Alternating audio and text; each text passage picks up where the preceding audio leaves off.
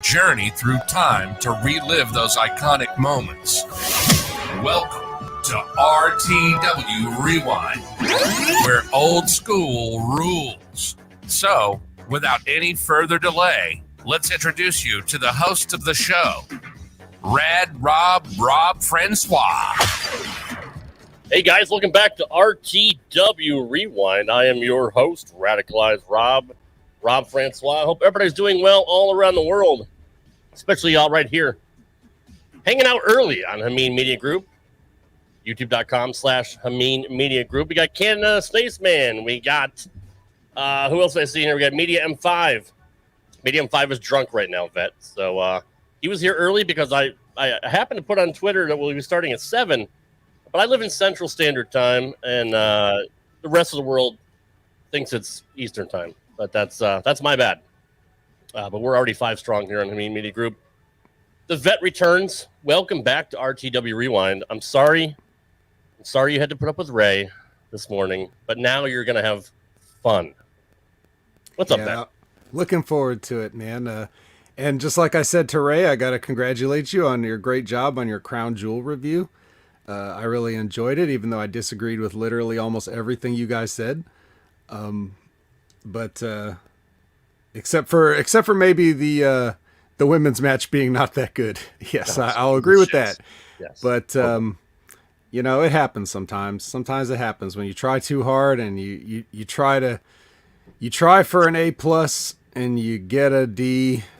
Sometimes you got to shoot for a B with an A+ execution, and that's how it is. I mean, I get what you're saying, but as far as the main event goes, how was that finish not the perfectly booked finish for the story? Are you talking about the Roman and... Yes, for the main event, sorry. I mean, it's fine. It's fine. It's just fine, I guess. It's just fine. Yeah. I mean, what, you got Heyman throwing the belt in the ring, like right directly? I mean, how many times did they practice that shit? 0 times probably. Paul yeah, that good? I just think, I think he's I think it's just what we've been conditioned to with like too much corny theater. Like the whole thing was corny. Like, and I don't want to get into a mini Crown Jewel review here. That's definitely not what I want to do because we got enough to talk about, buddy. We do. But I like, for example, like we've heard a lot of praise about the Hell in a Cell match, right? And the match itself, like if you look at the match in a vacuum and you don't know anything about what's going on and you just watch these two guys step in there and have a match, yeah, they did well and they had a good match. And I wouldn't want to disparage the hard work that those guys put in. But you got to think about the stuff that was supposedly leading up to this. Right. It's stuff that can't be settled in a wrestling match. It can't be settled with a 3 count. It can't be settled with he was in the guy's house. Like there's no way you can pay that off. So you should not let your reach exceed your grasp, basically. And that's what WWE does all the time. So that's fair. That's fair. And Goldberg didn't kill Bobby Lashley, even though he was supposed to. False advertising. Yeah, he failed. I mean, he didn't even try. No, he really basically. Didn't. No, he really did. And what was there? What? Sorry, go ahead. What was there in that match? Kendo sticks. Kendo sticks. Yeah. I mean, that's how you kill somebody. You could, stab him in the throat with a kendo stick if you wanted to. You could, but I would assume that you can bring pretty much any weapon that you want, and that's what you chose. Like, and I understand it was the Hurt Business coming out, but that's your choice. Like, you have a match where you said you're going to kill everybody, and apparently nobody in the company's interested in doing anything to prevent that or anything except for advertise it. And then you see these guys walk out with what people use, which kendo is like sword fighting practice. So you use the practice swords. Where in the hell, in the context of normal human beings' lives, would those ever come up? True. That's true. I mean, they could have gotten Drew McIntyre's sword. I mean, that would have been a lot better, right? Something, right? And Drew McIntyre's walking around acting like he's going to kill somebody.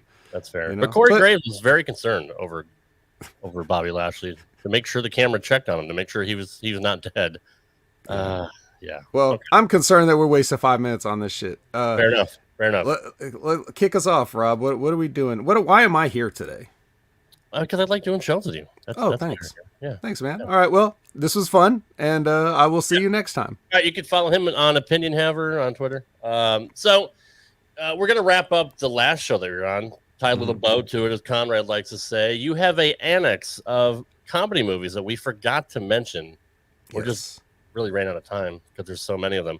What are you bringing to the table now? Well, first of all, I got to give a big shout out to something that had a movie, of course, that we could mention and talk about. But really, it's just sort of been like the entire nexus of my comedy education since pretty much childhood, and that's The Simpsons. Like, we didn't really talk about The Simpsons at all. True. But man, for the people that only know it from now, it's hard to remember just how big they were at a certain point in the early 90s, and they didn't get a movie until like 2008, which is weird. Yeah. Yes. Which I had a funny memory of going to see that in the theater with JTG from Crime Time. Did you really? No shit. That's pretty. Yeah, cool. we were like he was like, man, I'm off on such and such a night. It was like, you want to go see a movie or something? I was like, yeah. What do you want to see? And then we both kind of looked at each other and we both were like, Simpsons movie, So yeah. So we went and we saw that, and better late than never, I guess. But yeah, man, The Simpsons is like half of the stuff that comes out of my brain is just like recycled Simpsons quotes, Yeah. So it's the longest running. It's not the longest running episodic show because obviously that's Monday Night Raw, but it's right up there. It's been on since I was like, I don't know, 12 years old or so. Another cartoon movie I didn't think of that's in the comedy genre is Beavis and Butthead. They were huge when that movie came out. Huge. Yes. And I actually enjoyed that movie. It was pretty funny. It is a funny movie. The body cavity searches all around. Like that, Robert Stack doing that part. And Beavis and Butthead was like a big deal for that early, if you remember Liquid Television from MTV, right? And that's where you first saw like Frog Baseball. Yep. And that other one that they did with the, it was like a monster truck rally or something where they ran over a porta potty and a god of shit came out or something like that. Yeah. And that's also where you saw the first, the character Milton that was in Office Space, had those like little Milton shorts where he's sitting in the office, like, well, I'm gonna set the building on fire. Like that whole thing was on Liquid TV. All kinds of stuff was great stuff came from Liquid TV, but Beavis and Butthead Do America, whenever you have like a movie, the expectations are pretty high. And it usually, because of the production time it takes to make a film, some of that stuff just goes like really, like it by the time that you finally got into the movie phase and you're ready to release, the fad is over. Yeah. For a lot of things. So luckily that one lived up to it. It holds up well, I think. It's still to this day. I mean, I can watch it and still laugh. I mean, Great Cornholio goes nuts. Them boys been whacking in my tool shed. I don't know how many times I've said that to people. You're a government agent. How many times have I told you not to end a sentence with a preposition, or whatever he said? What else you got? So let's see here. I've got now here's one. It's a little bit obscure, but you may know it. It's called Gung Ho, and it stars Michael Keaton. And it's about like a failing auto plant that gets bought by a Japanese company, and they come in and cultural hijinks ensue. Lot of great stuff in this. I don't know if you are a big a fan of it as I am, but I can't believe I left it off because it is one of my like personal, like diamond in the rough favorite type of movies. No, it is a really good movie. It's an underrated movie. I don't know if it would play well today with the Japanese stereotypes and stuff like that, but well, what's cool about it is the even-handedness. Like they use the Japanese stereotypes, but the biggest stereotype that they use is that they're hardworking and dedicated to their job. It's like, and then by contrast, that shows how we're all lazy and don't care, and so it's a good movie that actually like has a message. Where some people could benefit from taking it easy sometimes, and some people could realize that hey, they're paying you to do this job, you might as well do it and do it right. Right. Yeah. Don't forget Night Shift. I'll forget Night Shift. That's not one of my personal classic favorites, but it's okay. Along the Michael Keaton movies, I don't know if we mentioned Mr. Mom, but that's one of my favorites too. That Mr. Mom, doesn't get a lot of play. You had it on your background in the previous episode. You probably did. You remember? But I didn't know if you just put random movies up there or if they were all your favorite movies. I think it's just a meme I found on Google or whatever. But no, it's a really good movie. I can still go back and watch that and still find it funny. Being a dad now too, I think it's pretty funny. Right. The one thing I remember from that movie as a kid was, because when I tried to watch it, I was a little too young to understand it. But I do remember like the scene where like the washer and dryer are like out of control, like almost coming to life, like had a life of their own, possessed type thing. I do remember that. Another one I remember is, man, I can't believe, but these are all like a little bit lesser known, but big personal favorites of mine. The Great White Hype. Have you ever seen that? Yes. One of the greatest casts ever assembled for any film, but certainly for a comedy film. And if you haven't seen this movie, it is basically a parody of the boxing, the boxing world, and that whole like the promotion aspect of it. There's a Don King type character played by Samuel Jackson called Fred Sultan, and it's basically a satire of pro sports promotion and boxing, but it ends up being funny because a lot of it is like really true. It is absolutely true. Yeah. That was a good movie. I do remember that one. Yeah. That one. Here's another one. Quick Change with Bill Murray. Never saw it. Never saw Quick Change with Bill Murray. Well, write this down, Rob. Get your notepad out. Write this one down. Just came out on Blu-ray. Quick Change, starring Bill Murray, Gina Davis, and Randy Quaid as three people that successfully rob a bank and then have the most hellacious time trying to escape the city. So it's one of it's from that era before Bill Murray started being insufferable. Okay. All right. So you might want to check that out. Was it early 90s, mid 90s? It was 1990 exactly. Okay, cool. Gotcha. I believe. All right. Yes. Very, very funny stuff. Another one in the sort of like the teen comedy genre, I guess, but way different than any of those, was 3 O'Clock High. You remember 3 O'Clock High? Yep, I do. Yes. Guy is supposed to do a high school like profile on the new bully that just came and got transferred in. And then he ends up getting challenged to a fight in the parking lot at 3 o'clock and spends all day trying to get out of it. Dude, there's so much good stuff in this. I can't recommend this movie enough. It's so nostalgic too for like, when we grew up in that time. Yeah. So we have that kind of like all those kind of high school movies type thing. Right. And this one's a little heightened and exaggerated, but it's really funny. I'll have to go back and watch it because I probably haven't seen that in 30 years. Oh man, it's still really good. Yeah, it's still good. Yeah, it was weird because you remember on DVD when they put like the John Hughes collection stuff, and they'd put stuff like 16 Candles and Breakfast Club, and they all had like this, the similar packaging on the DVDs and stuff like that. And this was one of those, even though it was really nothing like those, and it wasn't a John Hughes movie or anything, but they kind of lumped it in with that, probably just because the studio had the rights to it. Probably. But yeah, it's very satisfying. And it plays an important part in something that we're going to talk about later. But yeah. So moving on. Black Dynamite. Don't know how I missed it.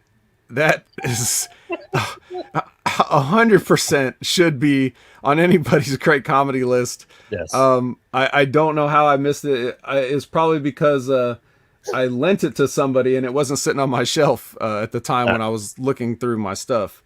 But yes, Black Dynamite, parody of the blaxploitation films of the 70s, right down to the bad wigs and the ADR dialogue. Everything about this movie is great if you haven't seen it. So back to the 80s, Bill and Ted. Like, we didn't even talk about Bill and Ted's Excellent Adventure. I can't believe that, right? And there was, especially with the third one coming out, earlier this year, which actually I haven't even seen yet. Did you see the third one? Oh, it's garbage. It's absolutely, really? It's just as bad as you'd imagine it would be. I like the first one.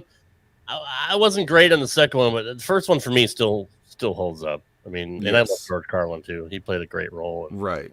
Eddie Van Halen. Just that's good stuff, dude. Yes. I actually have a Wild Stallions T-shirt. Really? Yeah. All right. Well, that's awesome, bro. Excellent. Yeah, dude, it's such a genius idea. It's so simple, but it's great, and it does hold up. And that was like the world's introduction to Keanu Reeves. Yeah. And we all thought like, okay, this guy's got a superstar career now.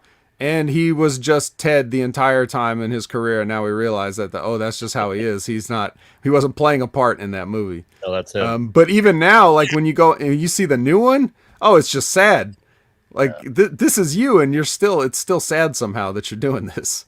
That is, yeah. And every time I pass the Circle K, because we have a bunch of them down here in Tennessee, I always think of that movie. Always. Strange things are afoot. That's what you think? Yeah. Yeah. Okay. Media in the chat is really trying to get Porky's over. I'm sorry. I said I'm doing comedies, right? This, like, I am not forgetting it. I'm forgetting it on purpose. I'm leaving it out. There's nothing funny about that movie, really. I mean, it wasn't like a slapstick. It wasn't, I mean, it's people just remember the shower scene.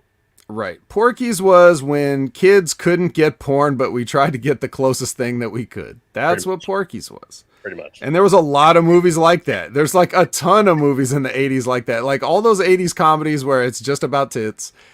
Like we kind of we kind of left those out of our thing because we're a little more highbrow, you and I, Rob, I think. We don't have to lower ourselves to the No, we don't. Trust me. So yeah. Colin would, but no, we don't. Colin might, yeah. Speaking of Colin, that's perfect segue because the next movie's on my list. He was chastising me for not bringing up, even though I chastised him for not listening to the fucking episode. But Orgasmo and Basketball from Matt Stone and Trey Parker. So we did talk a little bit about South Park the movie, I think, last time, but we did. But we didn't talk about some of their efforts from before they hit it big. Well, Basketball is after they hit it big. And it wasn't even written by them; it just starred them. So that was kind of weird. I like Basketball. I have never actually seen Orgasmo. Never seen Orgasmo. Okay, well, Orgasmo is much like Black Dynamite. It's a genius parody of pornography, where it's the same quality and acting quality of a pornographic movie, except there's very, very little nudity. Okay, like almost none. So it's like a rib. The whole movie's like a rib. It is pretty genius. It is their level of genius, whatever you consider that to be. Let's recap next level. Sorry, that was earlier this morning, Spaceman. Pass on that. You had passed out. So yeah. Sonic Tesha says nobody ever says Meteor Man. We need a part 2. Oh, I did like Meteor Man, but like mostly the first part. Like once he got the costume and everything and it turned into some foolishness, I didn't like it. But it was cool like when he had the powers, but he was just trying to figure it out. I like that part. Did we bring up Major League? I think we did, yeah. We talked about Major League. I don't know why that just popped in my head. I was thinking of baseball, or I have no idea. I think because it was basketball, it just popped in my head. Sorry. Yeah. Continue. Oh, no, there's nothing to apologize for. And that's really all the individual movies I have. Like we kind of didn't cover a lot of like Judd Apatow stuff. Like he's done a bunch of stuff that got really big. We might have briefly talked about the 40-Year-Old Virgin, did we not? Or I don't think we did, but that's a fantastic movie, and especially Paul Rudd shines in that movie for me. Especially the Michael McDonald joke that he makes. Yes. Yamo burn this place to the ground. Yamo burn this place to the ground. My wife still quotes that to this day. It's her favorite line. But yes, and that was really the emergence of Steve Carell as well. And I could still, that's a movie I could watch 100 times and not even care. I know you didn't like Wedding Crashers. No, I did. You didn't. No. You chastised me for bringing it up because you're like, we're talking about early comedy and it's like fucking 2005 or whatever. Well, I would say chastise is a strong word, but I like Wedding Crashers. Okay. I always did. I don't know what happened. You didn't like it, or maybe just yelled at me because it was just a more recent movie in the 2000s. Maybe that's how you framed it. Maybe you said it's one of your all-time favorites, and I was like, that? But that makes it seem like it's not good, which it is. I definitely liked it when it came out. Maybe that wouldn't hold up as well today. Maybe. But the Midnight Rape at the Nude Gay Art Show. Right. Yeah, I don't think people would be too into that at this point, but That's my favorite line. What about like Will Ferrell stuff, Step Brothers, right. Yeah. Talladega All, Nights? all that stuff. Yeah, we did talk about that. We did kind of talk about My memory is very short. Well, just like that's what I'm here for. But speaking of that, like there was one movie that I don't think it was Judd Apatow directed, but I think he produced it at least. So it's like it may have got lost in the shuffle because a lot of times when I bring it up to people, they're like, "I didn't see that," or "I never heard of that," or whatever. But it's a good one. Like, you know, I gave my little mini list of stuff that you can watch with like the wife or the girlfriend or whatever that they would like, but you'll still enjoy it type movies. Yeah. And that is the 5-Year Engagement. Oh, yeah. Remember that one? Yeah, I do. Yeah. That's a good choice. Good moving. Okay, finally, media is coming in with Saving Silverman. Now, I'll give him that. I'll give him Saving Silverman. Yeah. It's a little bit ridiculous, but, you know, in the best possible way. What about the breakup with Vince Vaughn? Not necessarily a comedy, but I mean, it had really funny points, like the a cappella band, getting punched in the throat by an elf or whatever it was. Yeah. I remember that. It was all right. I wouldn't put it in my pantheon of classics, but I'm Vince Vaughn, Mark.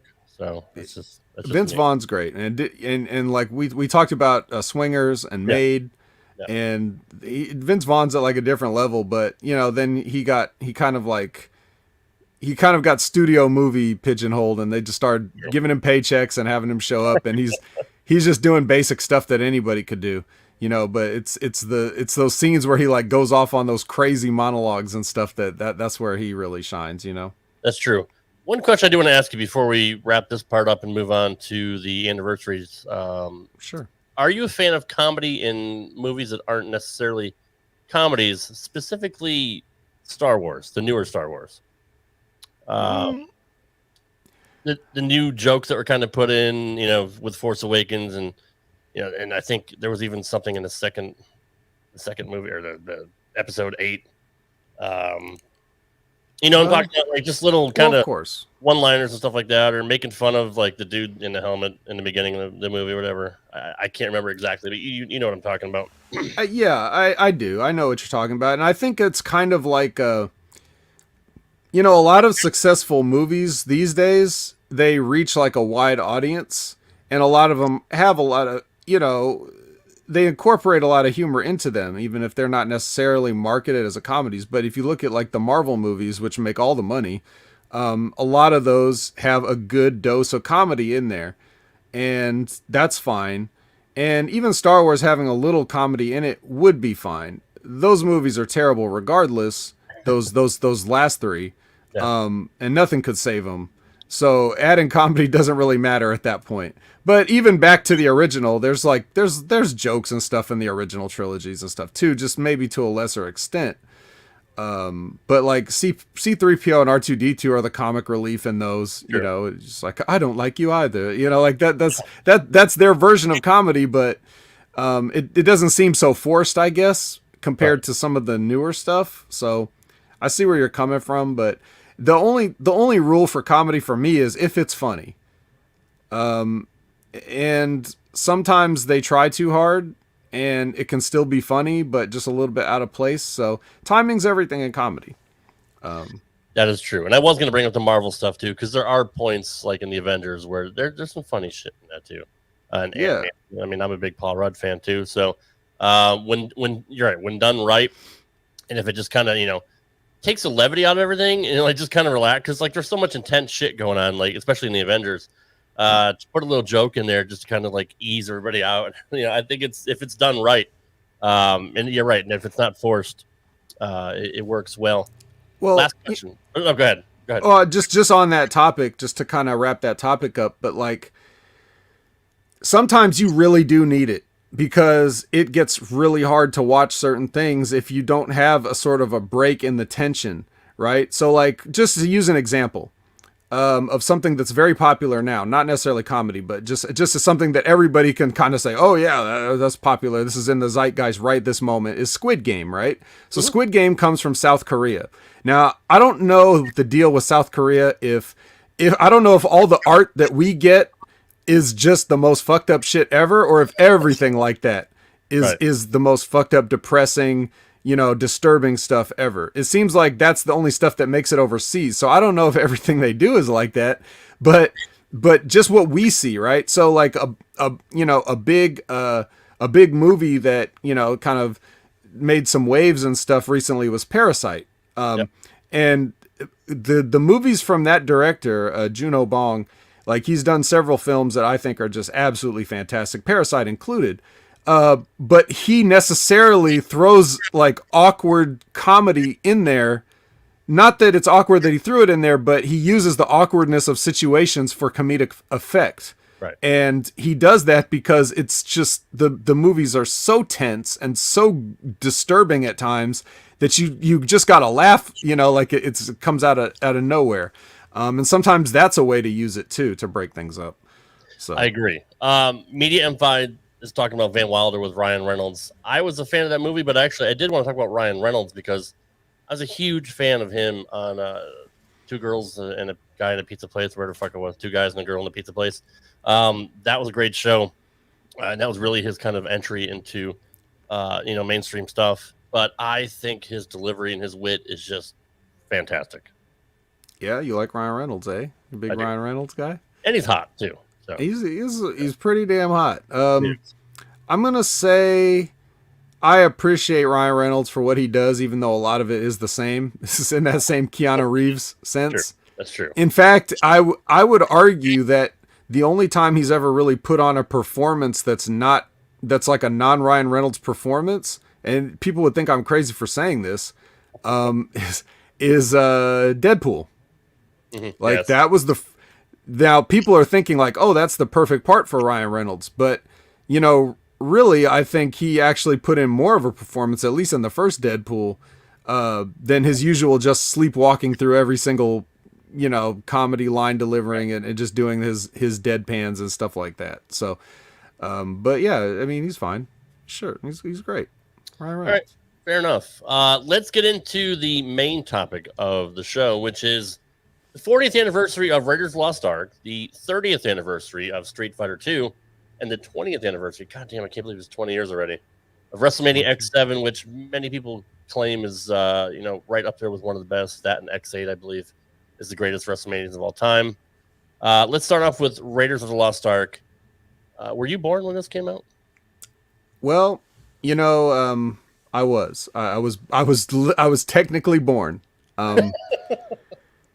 And so obviously I did not get to see it first run. Right. But I was able to catch it later at home. So yeah, I was 5 when it came out, so I didn't. I caught it on VHS maybe a couple years later when it used to be like $50 to buy a VHS. My dad ended up buying it because he was a huge fan of the movie, and I wore that tape out. And most people here are like, "What the fuck is a VHS?" Google it. Google it, man. This was a big deal because, Harrison Ford was pretty much, he did some other movies, but he was pretty much known for his role as Han Solo. Mm-hmm. And to have a big, huge blockbuster movie like this, that's a pretty big deal to put. And I think like Tom Selleck was the original member that they thought was going to play the lead role, but they ended up going with Harrison Ford. And I tell you, man, that dude was printing money when it came to late 70s, early 80s. Yes. They didn't just think that they were going to go with Tom Selleck. They screen tested him. Like, there's footage of him in the hat and the coat, like in the bar. I think it's the bar scene with Marion in Nepal or whatever it is, where you see Tom Selleck and you're just like watching it like, oh, that mustache, that would never work. Right. But of course, we would have just accepted it if that's all we knew. But looking back now, it's almost impossible to think of like Tom Selleck doing that. Harrison Ford was, of course, the right choice. But yeah, like it's kind of hard to overstate how important this movie was at the time, and especially now. Just in the sense that like there's a lot of people that have never actually sit and watched these movies. True. But you could grab any young person on the street and show them a picture of the hat and the whip, and there's a good chance they might say that they know it's Indiana Jones. Or if you play them the music, the John Williams music, they'll be like, oh, is that the Indiana Jones song? Like, even though they never sing it. Dude, how good is that? Good Who's shit. a better composer than John Williams, really? Nobody. At least in movies, right? Like, right. No, I mean, literally like the most iconic themes of all time. And there's probably, 30 of them? If you really had to think a just lot. off the top of your head. A lot. And George Lucas and Steven Spielberg, dude, were just on fire at this point. Right. I mean, those are two huge blockbusters, especially for Lucas was part of that too, right? It wasn't just Spielberg. Yes, he produced it. And he produced it. Right. And I think he came up with the story idea and everything. Yeah.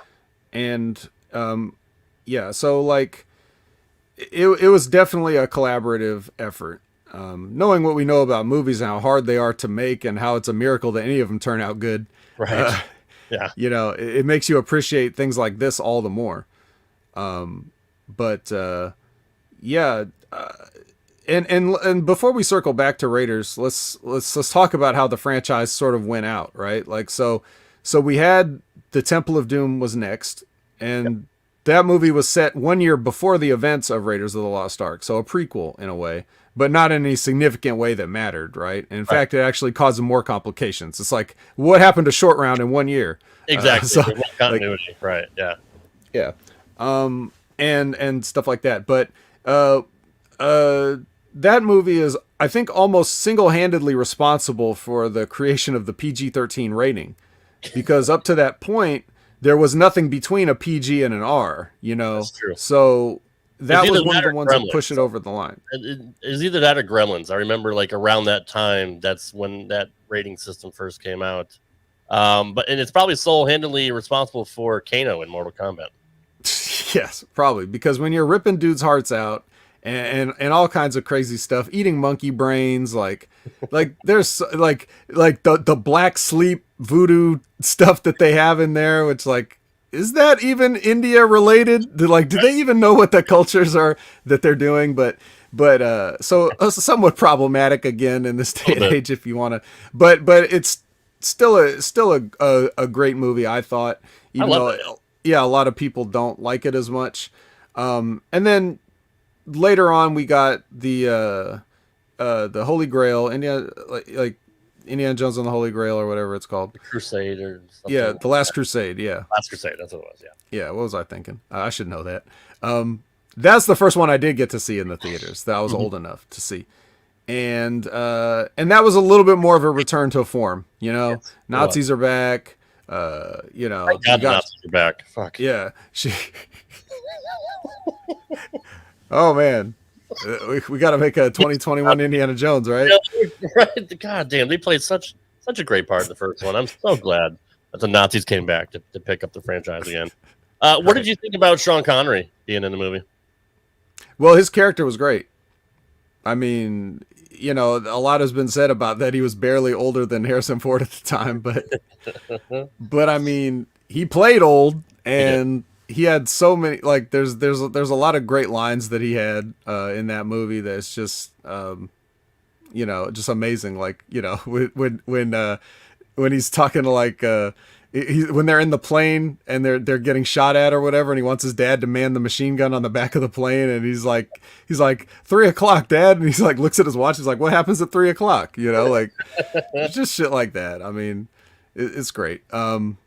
So I was into that. What about you? I mean, did you feel like he was a very good? I didn't think he took away from it all. I mean, because we got used to Short Round, right? We got used to him having a sidekick in the second one, so it was cool to see, like, his dad, kind of be his sidekick in the third one, and go back to the Nazi and then, like, the religious theme with the Holy Grail and all that. So I didn't have a problem with him being in it at all. And you're right, he did have some great lines. And fuck, it's Sean Connery, for fuck's sake. He can do whatever he wants.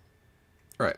Which, whatever he wants is usually just James Bond, that one spot in Indiana Jones, The Untouchables once, and then everything else is crap, pretty much. Oh yeah, The Rock, yeah, it was all right. I mean, The Hunt for Red October, come on, dude. Yeah, it wasn't that too. All right, I'll give it up, but he did do a lot of crap. Let's be honest. He did. Sure. So yeah. So now, and then of course we had the Crystal Skull thing in 2008, which Sean Connery was alive to do, but he declined doing it. So yeah. Yeah, so but so we get what's his fuck there who was hot at the time, Shia LaBeouf. Shia LaBeouf. God, who could forget him? Yeah, and then the alien shit. Like, really, that's where we're going. It does make sense in the sense that they were in the 50s and that's what was going on at the time, right? Like that was a okay, fair. I think that the time that they were in, the time leap that they made from the 30s to the 50s, like I think the tone of the movie was the correct. Lisbeth saying the fact that we found out we named the dog Indiana. Yeah.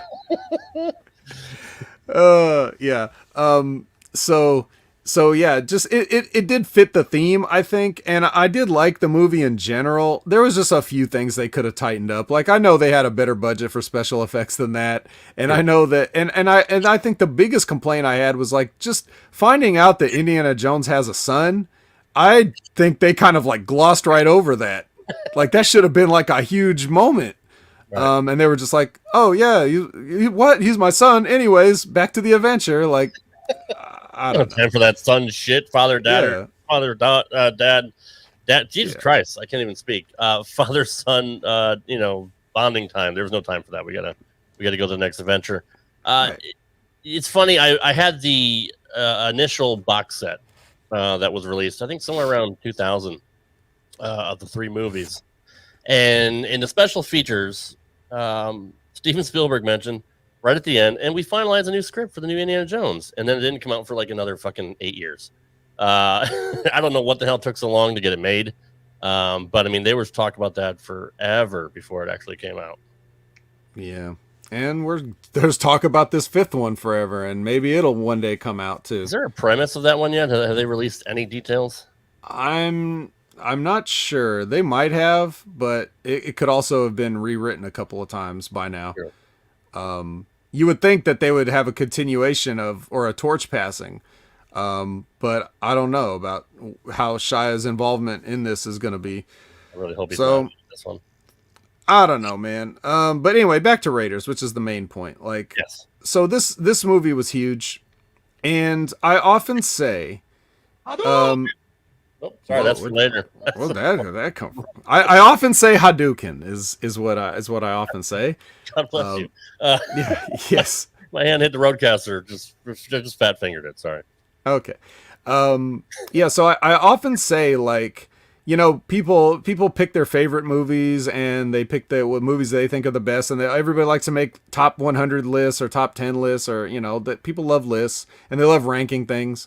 I always say, if I had to time capsule something, like for aliens, maybe aliens from, Crystal Skull, for example, if I had to put a motion picture, one motion picture of all the motion pictures that were made in a time capsule, to leave for future whatevers to find so that they can know what a movie is, I would have to pick Raiders of the Lost Ark, because even though it may not be my personal favorite movie, I do feel like it is the perfect movie.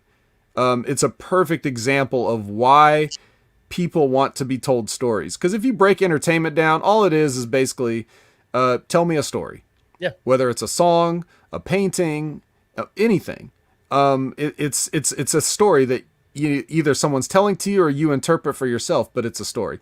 And Raiders of the Lost Ark has every element of movie making incorporated into it in an almost flawless way, that I would say, like, if no one had ever seen or heard of a movie, like I think Vince McMahon probably hasn't, I would just say, this is it. This is everything in one package here. It's got everything. So what do you think about that?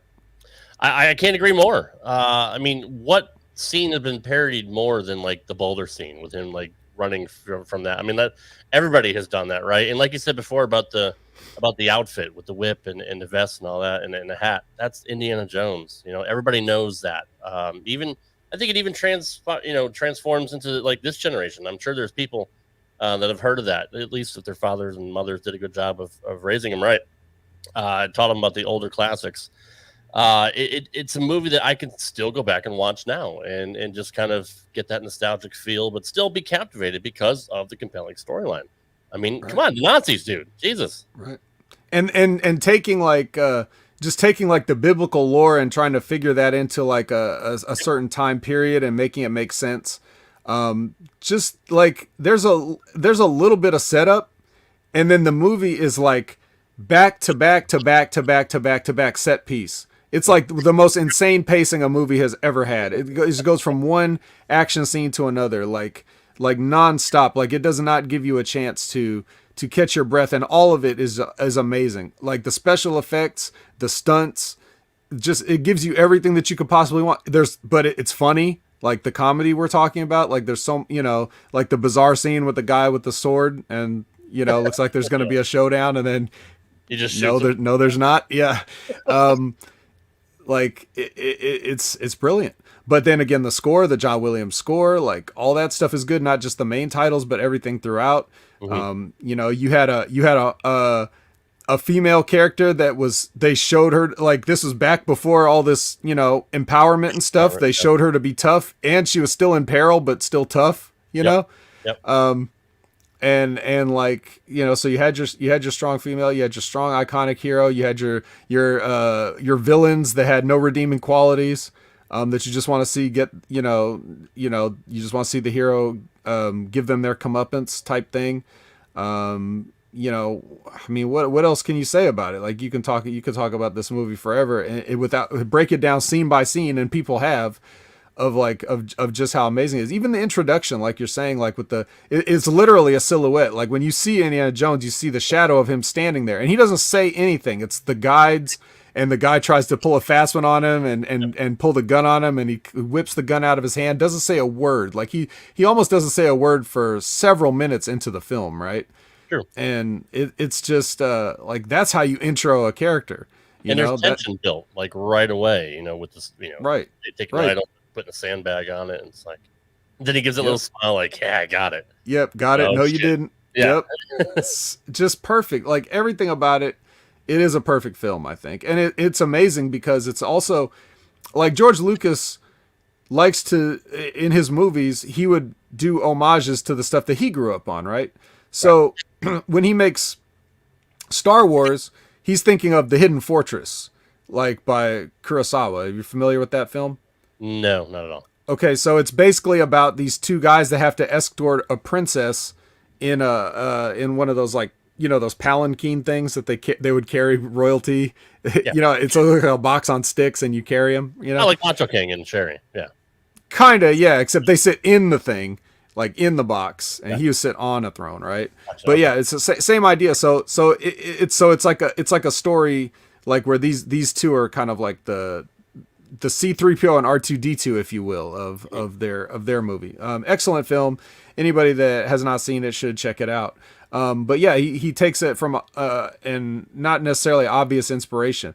And the inspiration for Indiana Jones and those ideas were like the serials of the early, I want to say 30s and 40s and stuff like that, where this is even before our time, Rob, but hard to believe. But, there was a time when you would go to the movies and it would be like this whole experience, right? Like you would get news, you would get cartoons, you would get, and these serial things that would feature somebody like, Batman or Alan Quatermain or, somebody, something, and you'd see part of it, a short film, a Flash Gordon, probably another one that they did. Yep.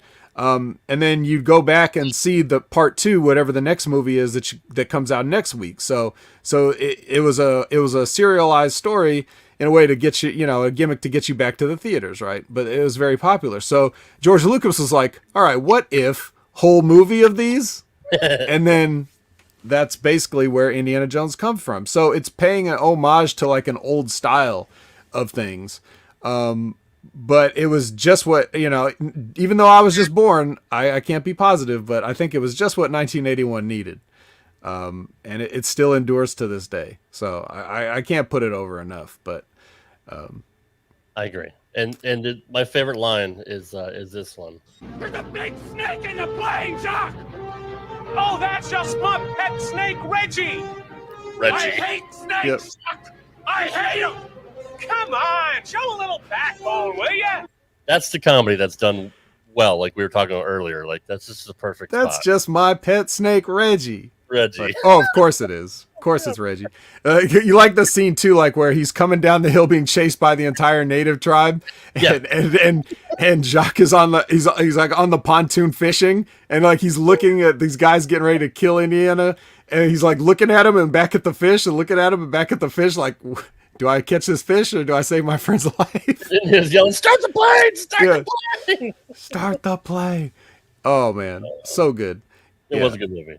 Getting to see it when they did a re-release in IMAX and stuff, like it's really cool. It was really cool to be able to go to the theaters and finally see Raiders of the Lost Ark on a huge screen. Yeah. But one thing that you'll notice, even all these years later, is like some of the, it's I guess it was just the way it was shot, but like some of the scenes are like they're a little bit soft on the top and bottom, you know, which I don't know if that was like a direct aesthetic choice or if that's just how it ended up, but it is weird to see it like how blurry it is. But other than that, you know, man, it still holds up perfectly. And everyone that has another generation to raise, as you said, Rob, you know, I'm sure your kids are going to be into everything that you were into, because the stuff from today is just really not cutting it, man. I'm sorry. It's just not. Yeah, no, I'm gonna raise them right. So moving on to our second topic, which is the 30th anniversary of this.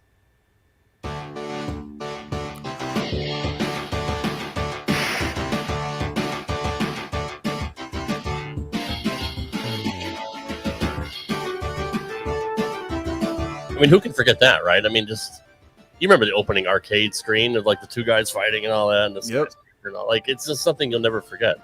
I love this game, and I had a local bowling alley had a bunch of arcade machines, and they would usually bring in some of the newer stuff, and they had this when it came out, and I was all over. I don't know how many dollars I put into that machine, but god damn, Street Fighter was unlike anything else that we had seen when it came out. I can't believe it's been 30 years, dude. That's crazy. It has been 30 That's years. crazy. Yeah. It's so crazy. And it's so crazy how it much like Indiana Jones, but even to a greater degree, it has not gone away. I mean, Ryu and Chun-Li are in Fortnite, you know, so it's like yeah. The kids definitely know what Street Fighter is today. Yeah, I'm sure you have a story of where you were, like you said, probably bowling alley, when you first saw this thing. Yep. But before we get to those, let's roll it back a little bit. Street Fighter 1, obviously if there's a 2, that there was a 1, right?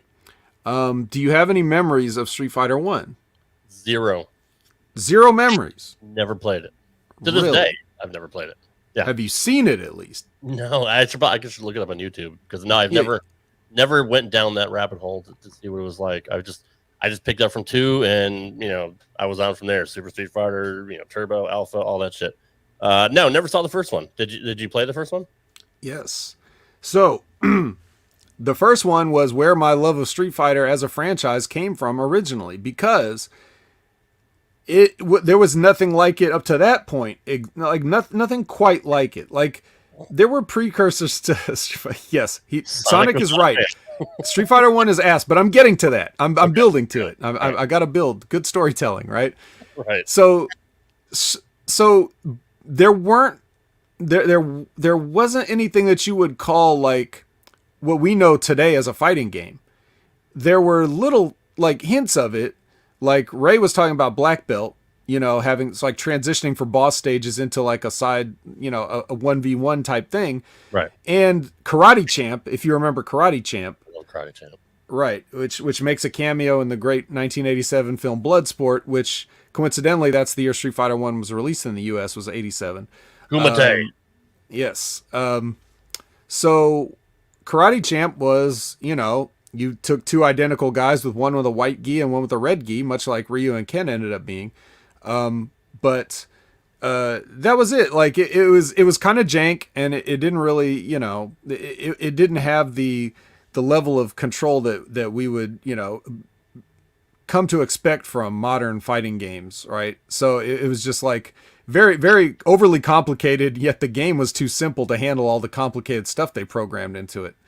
So Karate Champ, and then maybe Yar Kung Fu, you could say, as a predecessor. But other than that, those were like very generic and simple things. But Street Fighter 1 had defined characters that you had never had before. Ryu was in it, and Ken was in it. If you picked the second player, you know, like if you picked 2 players, you could fight against each other, but they were identical virtually in terms of like their moves and stuff. Right. But then you would go and you would face, you know, you would choose your country, either Japan or the United States. And then I didn't know what that meant at the time. I thought, what, am I choosing where I'm from or whatever? So I just choose whatever. But no, that's where you go first. And then you go around the globe from there and you fight 2 people in each area.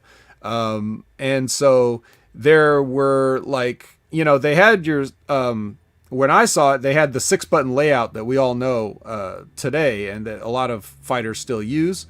But when the game first came out, and I never saw one of these like with my own eyes in the wild, but when they first came out, Street Fighter 1 had 2 pressure-sensitive giant buttons for punch and kick. And how hard you hit the button determined the strength of attack you got. And as Sonic can attest, as he's played Street Fighter 1 and knows that it's ass, like it doesn't matter what button you push, they all suck. Yeah. The only hope that you had of winning any of these fights against the computer was to figure out the secret special moves. The fireball, you know, the dragon punch, the hurricane kick. Yep, there it is, right?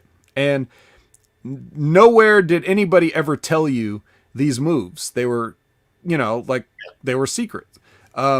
So I remember playing the game and just struggling with it, but thinking it was cool because there was like a ninja dressed in purple that could vanish and throw ninja stars and stuff like that. And you don't get to play as them, but you know, just seeing those like different characters in different locations, like they all had their own sort of personality. There was a guy named Mike that was like he was like you know, a precursor to Balrog, I guess. And he had like taped up fists and a red t-shirt and jeans, and you fought him in front of Mount Rushmore, you know, so stuff like that, like where they were really, the music was a little bit, you know, it's a little dated now, but I think the music tracks are some of them are still like really cool. So if you go back and listen to some of the Street Fighter 1 tracks, like some of those songs are still badass. But so there'd never been like a fighting game like that before to that degree. And it was like a modest enough hit that they thought, you know, hey, let's turn it into something else. And then I guess they started working on a sequel that eventually ended up being Final Fight. And they decided to turn Final Fight into its own thing and then do an actual proper Street Fighter 2, and that's what we got. And man, there is a night and day difference between Street Fighter 1 and Street Fighter 2. Let me tell you. Because for one, in Street Fighter 2, when you try to do something and you know how to do it, you can actually do it. Right. Yeah. In Street Fighter 1, it's more like a coin toss. Like, there was a guy that, the first time I ever saw a guy do a fireball in Street Fighter 1 at some bowling alley or whatever, and I was like, how do you do that? How do you do that? Like, I was asking a little kid, like, how do you do that? Yeah. And he's like, man, I'm not telling you. You know, and I thought, oh man, what a dick. But now I realize he didn't fucking know how to tell me. He just because he was just guessing at it, right? Right. So now, you know, fast forward to Street Fighter 2, and it's like a similar deal. Like people are figuring out the special moves, but they also had on some of the cabinets like the instructions for how to perform it. So that's much that's already 100% improvement on the original Street Fighter. Absolutely. Yeah, but so tell me the story of the time that you first encountered this glorious thing. So like I said, it was at our local bowling alley. It was Bradley Bowl in Windsor Locks, Connecticut, and I was there on Saturday morning for junior league, and I walk into the game room, and it was there, and it's almost like the light over. It's like, oh, it's like, what is this? And I'm like watching the title screen and watching like, you know, the fights they have in between, like press start and they just show like, you know, 2 CPUs playing each other. And I put a quarter and I'm like, oh shit. All right, I'll just pick this blonde guy. So Ken was the first one that I ever picked. And I'm a Ken guy to this day. And I didn't know what the fuck I did. I just mashed buttons, which fuck, if anybody ever did that to me now, I'd probably punch him in the throat, for real. Because I hate button mashers. But eventually, I learned how to, I learned how to play the game. And when it came out on Super Nintendo, I was all over that shit. So like, that for me was my first introduction to any, and I think really for any of us, to like a fighting game, because to my knowledge, it was the first. So yeah, I was hooked on. Like I said, I don't know how much money I spent in that machine, but they fucking raked off of me, man, because I spent hours on it, just blisters on my thumbs playing it. I would have loved to be able to have blisters and spend hours playing it, but it was a little different because the game was so damn popular. I never got a chance, and it was with that teenage crowd, and I'm like 10 at this point, I think. So, I'm just like trying to see, but yeah. So my mom used to bowl in a league, and so I would go on the Friday nights that she would go bowling with her, so I could play video games, because they had a cool arcade at the bowling alley that she bowled at. And I remember just going there, and you get your money, and then you spend your money and you don't get any more, so then you have to sit and watch your mom bowl, right? Yeah. So I was trying to learn how to like space it out a little bit. And then one day I get in there, and there's like this mob of people. And it's unlike anything I'd seen before, because there's never that many people in this bowling alley, even, combined with all the people bowling and stuff. And there's just this huge mob of people. And like, I can't even, like, I'm trying to see over the mob and see what they're looking at. And the line was like almost, the snack bar was like 20 feet away, and there was people standing by it. Like, that's how long the line was to get into this. So when I get closer enough to see, I see that the top of the machine says Street Fighter 2, but it looks really weird because it's like a bootleg machine. Like it was like the only way I could describe the header, the only color I could use to describe the header is donut box pink. You know that color?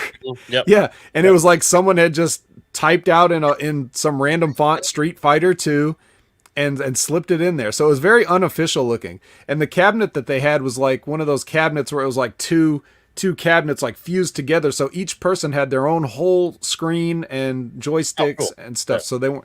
Yeah, so it was definitely like a custom job that was probably meant for some other type of game that they slid a Street Fighter 2 board into, and they were definitely raking in the cash. So I didn't get to play this game for God knows how long, because it was always like that. Every Friday night, that was like the teen hangout spot, and everybody would, go through there and, just stand in line, put their quarters up, I got next type thing. Yep. And to the point where future Street Fighter cabinets had the coin, like an 8 coin slot built in right under the screen, like a little plastic coin holder slot, just for that purpose. And then, so like, seeing that it was hopeless, I would just go off and like play some other game. And that's when I started playing Fatal Fury for the Neo Geo, because nice. That was available and not my first choice. Too. I love that game. Right. But it's clearly a poor man's Street Fighter. Yeah. So you settle for those type of things or whatever. And then I finally get a chance to play like at some different bowling alley. Like, I finally look and see nobody's around, and I don't want to play because I know someone's just going to beat me and take my money. So it's kind of like a waste of money, right? But finally nobody's around, and I put the quarter in, look around, nobody's coming. I pick Blanca, because why wouldn't you? Like, it's a green monster guy. Like, you got to pick Blanca, right? Big Josh always picked Blanca. Big Josh always picked Blanca, and who could blame him? And then, like, so I'm playing for like 5 minutes against the computer, and then some guy walks up, beats me handily, and like, I just sit there and I'm not going to re-challenge him. So I didn't get to play. It was more like in the Super Nintendo, when you were finally able to just take it home and have it all to yourself. That's when I really put the time in and got the blisters on, and just kind of never looked back from there. So, funny story when it comes to Blanca. I was playing it at home with my best friend. We're sitting on the edge of my bed playing Super Street Fighter 2 on the SNES. Mm-hmm. And he knew how to play the game. Like he knew all the moves, but just to be a dick, he picked Blanca and caught me in a corner and mashed the fuck out of the electric special move until he killed me. And I got so pissed that I punched him in the face. Oh man, the old punch your friend because he just cheated at a game thing. We've all been there. Yeah. Of course, he just sat there like, yeah, you're right. That's kind of a dick move. And then we were good from there. But it was a little awkward after that. Well, that's how much I hate people just fucking button mashing and. Well, so like one of the things about the culture at that time was that there had to be like certain gentleman agreements for certain gangsta players. Like you weren't allowed to throw somebody or you might get shot or stabbed, because throws were cheap and unblockable. So, you couldn't do that. Glad that mentality is sort of gone from today, but you can kind of tell like who are the scrubs and who are not by like what they complain about, right? Obviously, if your friend tried to get you in a corner with electricity trap, that would never fly today, because if there's one game that you can't succeed in button mashing, it's Street Fighter. Against a player that knows what they're doing, button mashing just won't work. It just doesn't. Like everything is so scientific and precise. It's like a chess game. There's games like Soul Calibur and Tekken and things like that where if you hit a bunch of moves randomly, your character will do a bunch of stuff randomly, independent of you. So it can succeed to. When you're a girl, you hit reset. We're a little more passive aggressive. That's true, Elizabeth. Yeah. I remember what he did. Like, fight. He fucking threw me, hit the fucking double uppercut move, and threw me and caught me into the corner and just fucking master. God damn it! I'm still pissed about it. Next time he's coming over for Thanksgiving. He lives in North Carolina now or South Carolina, so I might just punch him in the face again. And he's like, "What's that for?" I'd be like, Blanca, and he'd be like, "Oh yeah, my bad." Oh yeah, I see. I understand. Yeah. Oh, maybe you could challenge him to a friendly match. Who knows? We can settle all this. I'll stream it live on Twitch. How about that? Hey, that'd be nice. So it was a weird thing, and then of course we got all these iterations, like you mentioned earlier. It was a success, and this is where we learned the Capcom's business model of, oh, you like this, right? We'll buy it again 50 times. So it worked though, right? Like Turbo was awesome. I'm still a big Turbo fan. Turbo was good. Then they added four new characters with Super. And I remember like that was the first time I heard the word. It was 1993, and for some reason this sticks out of my mind, but for some reason that was the first time I heard the word tight used in the lexicon that people use it where it means cool or awesome or something like that. Like I heard people saying that and they were referring to Cammy. Maybe they were just talking about her outfit, but I think they were just saying like, yeah, she's tight, bro. Like I was like, tight? What do you mean? Who says, what does that mean? Well, so there was that, and then they had Super Turbo, and then that was like the last kind of Street Fighter 2 for a while, and it took forever to get to 3 because then they went to the alpha iterations, like you also said.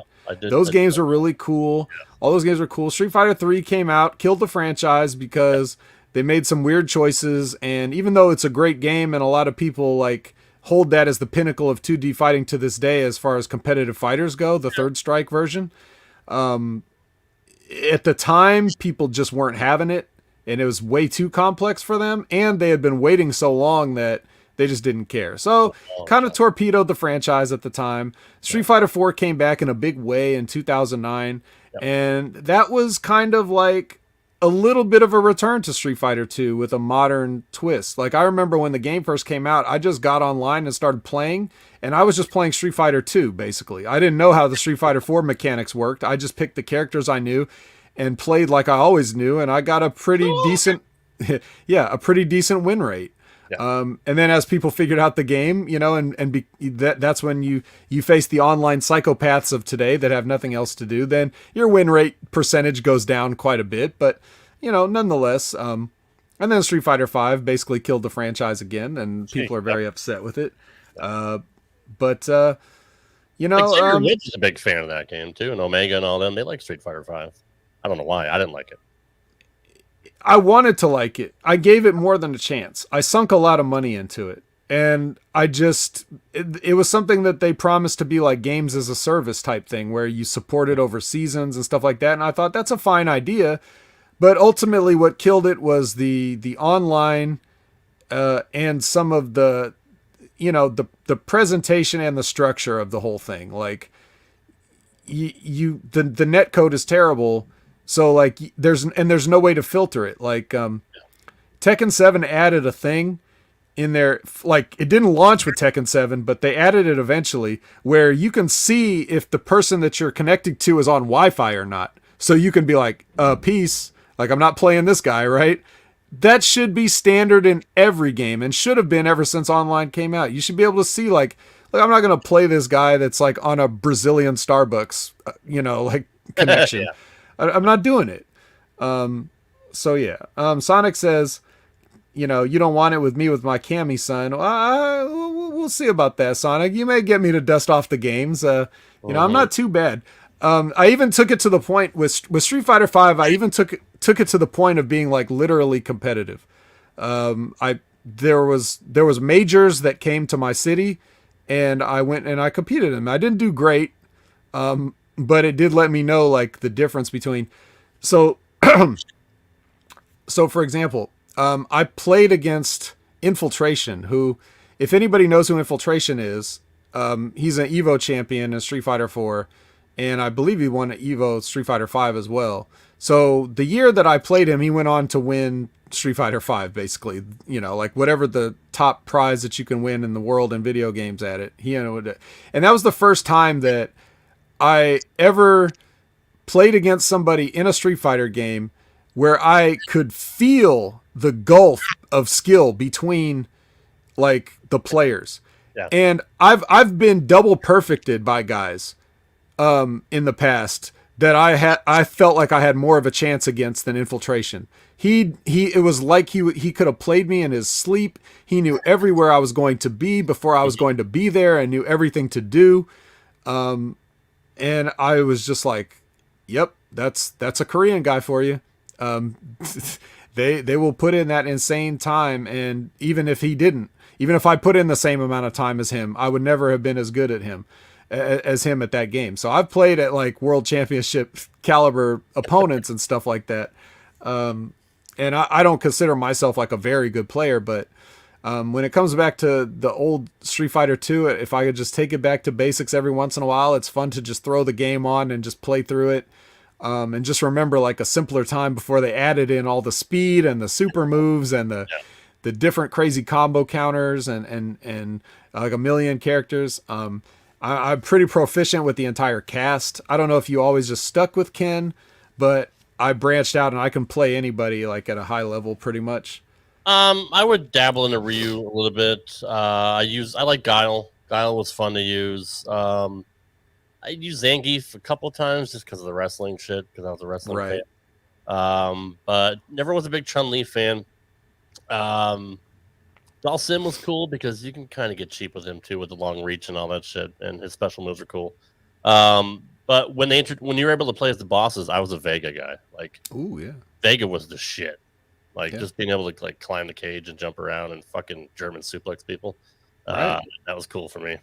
Yeah. Vega was definitely the person you wanted to be, because much like that other ninja from Street Fighter 1, he had a claw and he had a mask and he was cool looking. Yeah. And he just seemed like the kind of person that, since he spent so much time kicking your ass, you wanted to return the favor as him. Right. Yeah. And that same bowling alley that had too long a lines for me to ever play, when they finally got Champion Edition, the fad had died down somewhat, so I got to play plenty of Vega uninterrupted there. So that was cool. But now I hate him. I'm not into Vega anymore. But I kind of played them all. Initially, who was your go-to? Well, like I said, I first picked Blanca because he was so unique looking. Right. And then you play Ryu and Ken type characters because they give you a good feel of the game. Like if you get used to them and get used to the game in general through them, then it makes learning the other characters easier, right? But I kind of landed on Guile at that point because it was just something about the majesty of when you throw that slow sonic boom and walk behind it, and they get hit by the boom, and while they're still in hit stun from the boom, you give them the back fist for a 2-hit combo. Like the first time I did that, I was like, oh, how could I pick anyone else? Right. It just feels so satisfying to do that. And that's another thing too, like to transition into like the music aspect of it, like the soundtrack, like you played the opening track, just the title track, but these are just like 12 of the most memorable tracks in video games to the point that the Guile theme goes with everything is a meme now that people say. Yep. And I was in a Walmart and I heard the Guile theme playing on the their in-store music. Yeah. Like it must have been like a holiday, like National Video Game Day or something, because they would play like the Super Mario Brothers theme too. But like it's that over. Like the song is that over. So I mean, you can hear every stage song and know exactly where it is, and like who it is and where it is. That's how iconic those songs are. Maybe just because we played for 10,000 hours, but I don't know. Yeah, no, it is. No, it's recognizable. You don't have to do 10,000 hours. You just have to do a few, and they just pop up. You know what I mean? If you're a fan of video games in general, and you're consider yourself a gamer, you run into Street Fighter stuff all the time, whether you want to or not, whether you're a fan or not, whether you're a player or not.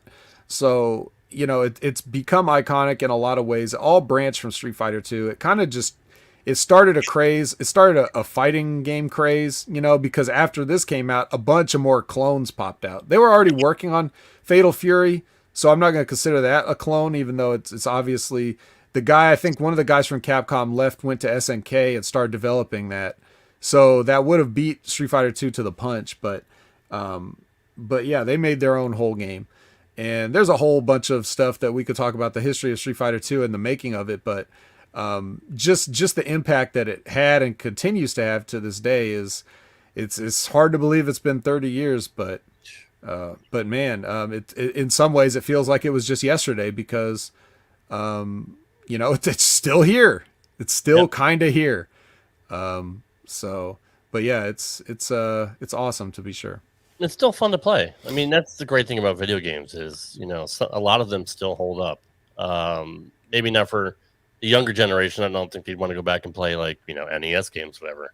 But I don't know. To me, Street Fighter is just one of those iconic games that you'll always remember. And, I picked Ken because, he was just cool looking. He was blonde. He's a badass. He had obviously the fireball and the uppercut, but he was another guy you can get combos on, lower, duck, small kick, medium kick, go right into the fucking bicycle kick into the uppercut. Like, yeah, you can get 4 or 5 hit combo all that before it was a thing. And that's hard to combat. But yeah, I'll never forget the impact that Street Fighter 2 had on me. I didn't get into the later games, but like when Turbo came out, we'd go to a local video game store and they would have their own tournaments, and it'd just be kind of cool to just play against people you don't even know. It's just fucking intense, and people would get pissed if there was people there that didn't have a lot of skill and just kept fucking, punching and kicking and throwing. It would get pretty heated. But man, those are the good old days. Like that's what I love about video games is I could pick up Street Fighter 2 and just remember exactly what was going on during that time. It just brings me back to a happy place when I was a teenager. That's what nostalgia is all about. And I think, one of the cool things about Street Fighter is it's like, and just good games in general, like whatever generation you are, like if the game is good, it's good. It's still playable. It holds up, right? Like it doesn't matter about the generation, whatever they're used to. If they have a half a brain in their head, doesn't matter if they're used to like fancy graphics and all this other online play and stuff like that. If anybody has any level of intelligence as a gamer, and then you hand them like Super Mario Brothers, like they're going to recognize the masterpiece of Super Mario Brothers. It may not look as cool as some of the games that they have now, but they will still know just from playing it, like, oh yeah, this feels completely responsive. And like the design of this stuff is like, everything is perfectly designed. Like it's just, when that game came out, there wasn't anything like that either, similar to Street Fighter 2. So Miyamoto was a genius. I mean, we could go on all day about him too. Right. And a lot of these guys are, they just sat somewhere smoking cigarettes and making great games. It's just amazing.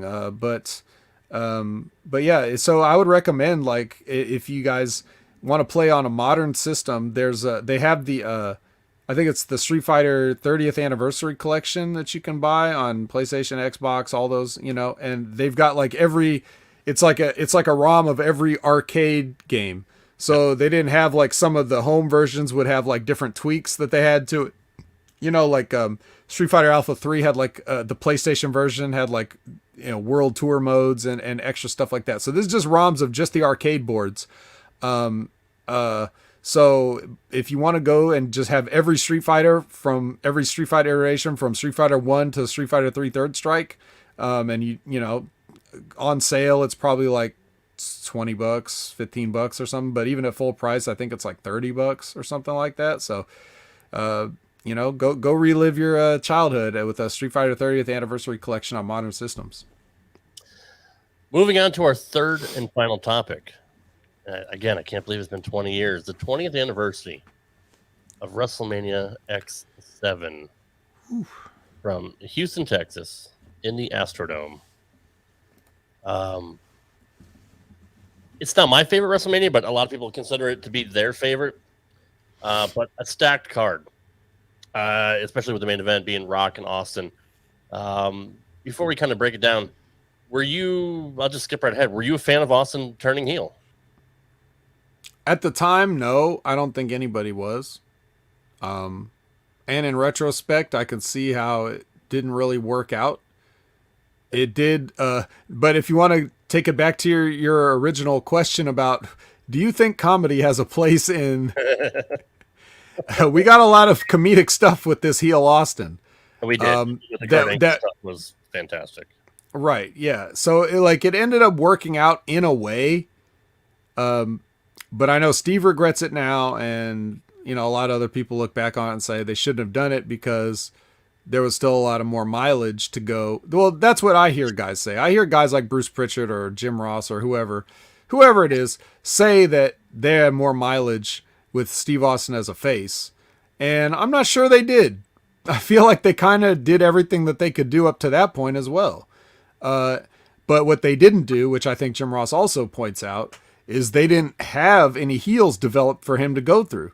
So it's almost like you had no choice but to turn him heel because nobody else was at the level that they needed to be to have the kind of programs he needed to have.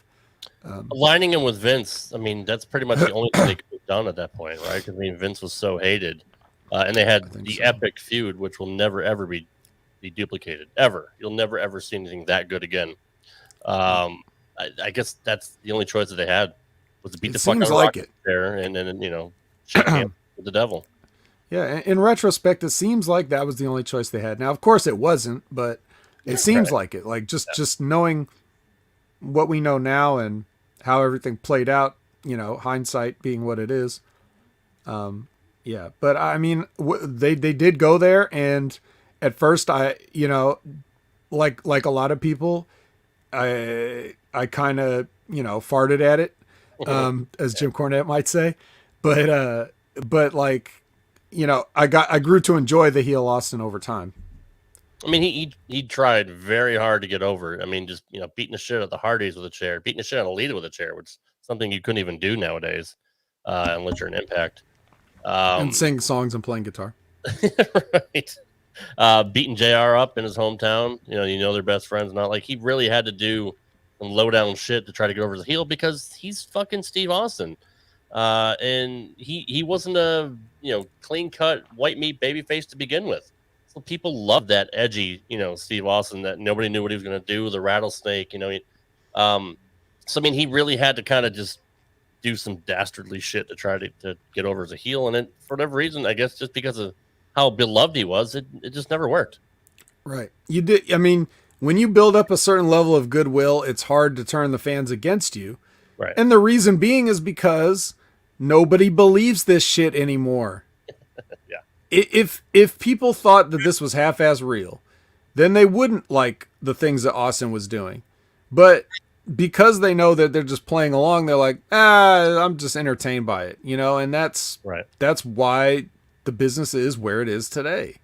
Because people they've been beat over the head with it, that it's not real. So, I'm not saying that you insult anybody's intelligence is try to make them think it's real. But just like in the Avengers movie or whatever, Thanos doesn't say to Iron Man, he's like, I know about the real you, Robert. He doesn't do that in the movie, so the suspension of disbelief is that's something that we're not going to get back. And you got to blame WWF for that, WWE, because it's 2001 at this time, and they broke kayfabe so much and had so many home videos and so many just behind the scenes shit. Had they done this in, say, maybe early '99, do you think it would have a different effect? Some, but it was already a wrap by then. Yeah. It was. You're just talking about a couple of years. Like, you have to look at it in terms of when they actually just came out and admitted it, which was around the early '90s. Yeah. So I don't know, but people were still marks even into the late '90s and 2000s. It's just. I don't know, man. I don't know. But, I mean, regardless, they did it. Yeah. And here we are. So, other than the main event, most people remember this pay-per-view for the match with Edge and Christian, Dudley Boys, and the Hardy Boys. To this day, still holds up if you go back and watch it. The innovative stuff they did with tables and ladders and chairs was just ridiculous. Were you into that kind of style? At that time, I think I just sort of was accepting of what I was given. Mm-hmm. I never had to obviously look at it from the point of view of a worker at that point. I was just sitting on my couch watching it like everybody else. And I was kind of like, well, if that's what these guys want to do, then sure. I remember I have a vivid memory of 2 times that I physically jumped out of my chair in excitement. And one of the times was when Edge does the spear, I think, on Jeff when he's hanging from the ladder or from the rings with the belts, and he does that big spear. It wasn't at WrestleMania 17 though. When I jumped out of my chair, it was on, I believe it was the first Monday Night Raw when they moved to the Nashville network. Mm-hmm. They did that match and they did that spot where he speared him off the ladder. And I was like, oh my God. I jumped up and I was like, what the fuck? That was crazy. And then when I saw it at WrestleMania 17, that's the clip that they always show from WrestleMania 17. But I was like, oh, it's that thing again I saw from Edge legit knocked himself out on that one. DDT'd himself. That was pretty impressive. What was the other moment that you remember that you were like, holy shit? In 18 when Arn Anderson spine busters The Undertaker. Great camera work. Came out of fucking nowhere. Didn't even know he was there. Yeah, I agree. So good. But other than that, no. Yeah, so but yeah, to answer your question, I just looked at it as this is the variety, what they're doing. And I guess it's hard to, I don't remember, intricately what was going on with the TV stuff at the time and everything. But I think at the time I just felt like, well, this was a logical progression to get to here. It made sense the way they built up to it. Now it seems like they just throw gimmick matches as stipulations out anytime. True. And I don't know if anybody really cares anymore. They're so desensitized to it in a way. We've seen it all, right? What else can you do? And that's kind of the problem. In wrestling, kind of the problem is they have to keep ramping it up because people have seen everything. The entire business got hot-shotted. You know what I mean? By Russo and Ferrara in the late 90s. Yep. And I don't blame those guys as much as some people do for I don't say, oh, you ruined wrestling or whatever. A lot of these people are, you killed WCW. Right? Cornette hates the fact that they hot shot the territory. Right. And hot shotting is necessary at some times. But hot shotting was for territories because it's for it's for towns and stuff that need to get their sagging attendance numbers up. It's not for nationwide promotions that are going to be on and come hell or high water every single week. Yeah. And what Russo and Ferrara essentially did, and Roddy Piper tried to tell Vince Russo this, and I don't think Russo understood.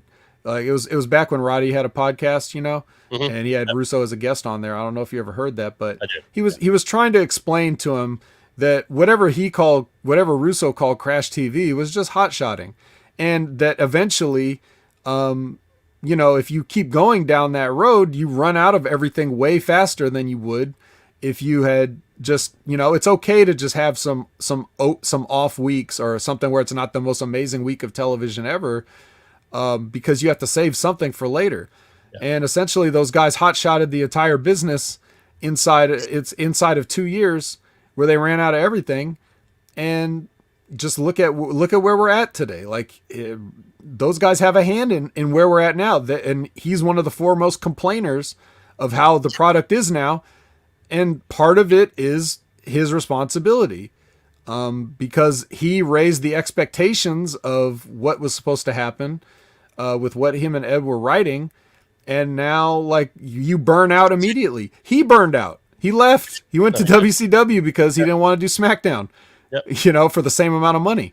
And it's like, you did it. Like, you couldn't even you could not maintain that level of production. So I get why their product sucks each and every week, because it's hard to just come up with stuff out of thin air. But rather than keep trying to come up with crazy dumb shit like they do, my suggestion would be, like, scale it way back and start over, Yeah. Like, that's more where the answer is. But that's a long tangent that we didn't need to get into. No, true. But I mean, just to kind of, to wrap that up, the pandemic was the perfect time to do that. Right. Take 3-4 months off, retool, reinvent yourself, and come back. Even if there's not people there yet, at least people will kind of miss it for a few months and be glad that it's back. I think operating that whole year was just, and I understand why they did it. They have TV contracts and all that, and advertisers, but to me, that would have been a perfect time to just kind of fucking put the brakes on, retool, and come back, focused. Well, even that, like, you think about it, the WWE and Vince McMahon in particular have always had this attitude of, like, not wanting to be wrestling, like, oh, I wouldn't dare call myself professional wrestling. I'm sports entertainment, pal. We make movies, pal. Like, we're something different than just a low-class professional wrestling organization. And yet, what happened in the pandemic? You had all that free time. You could have made packages, vignettes, mini movies, anything you wanted to get these people over. Anything but what they did, which was put on wrestling matches. They put on wrestling matches in an empty building. That's the great sports entertainment from these geniuses who think they're so above it. They do empty arena wrestling.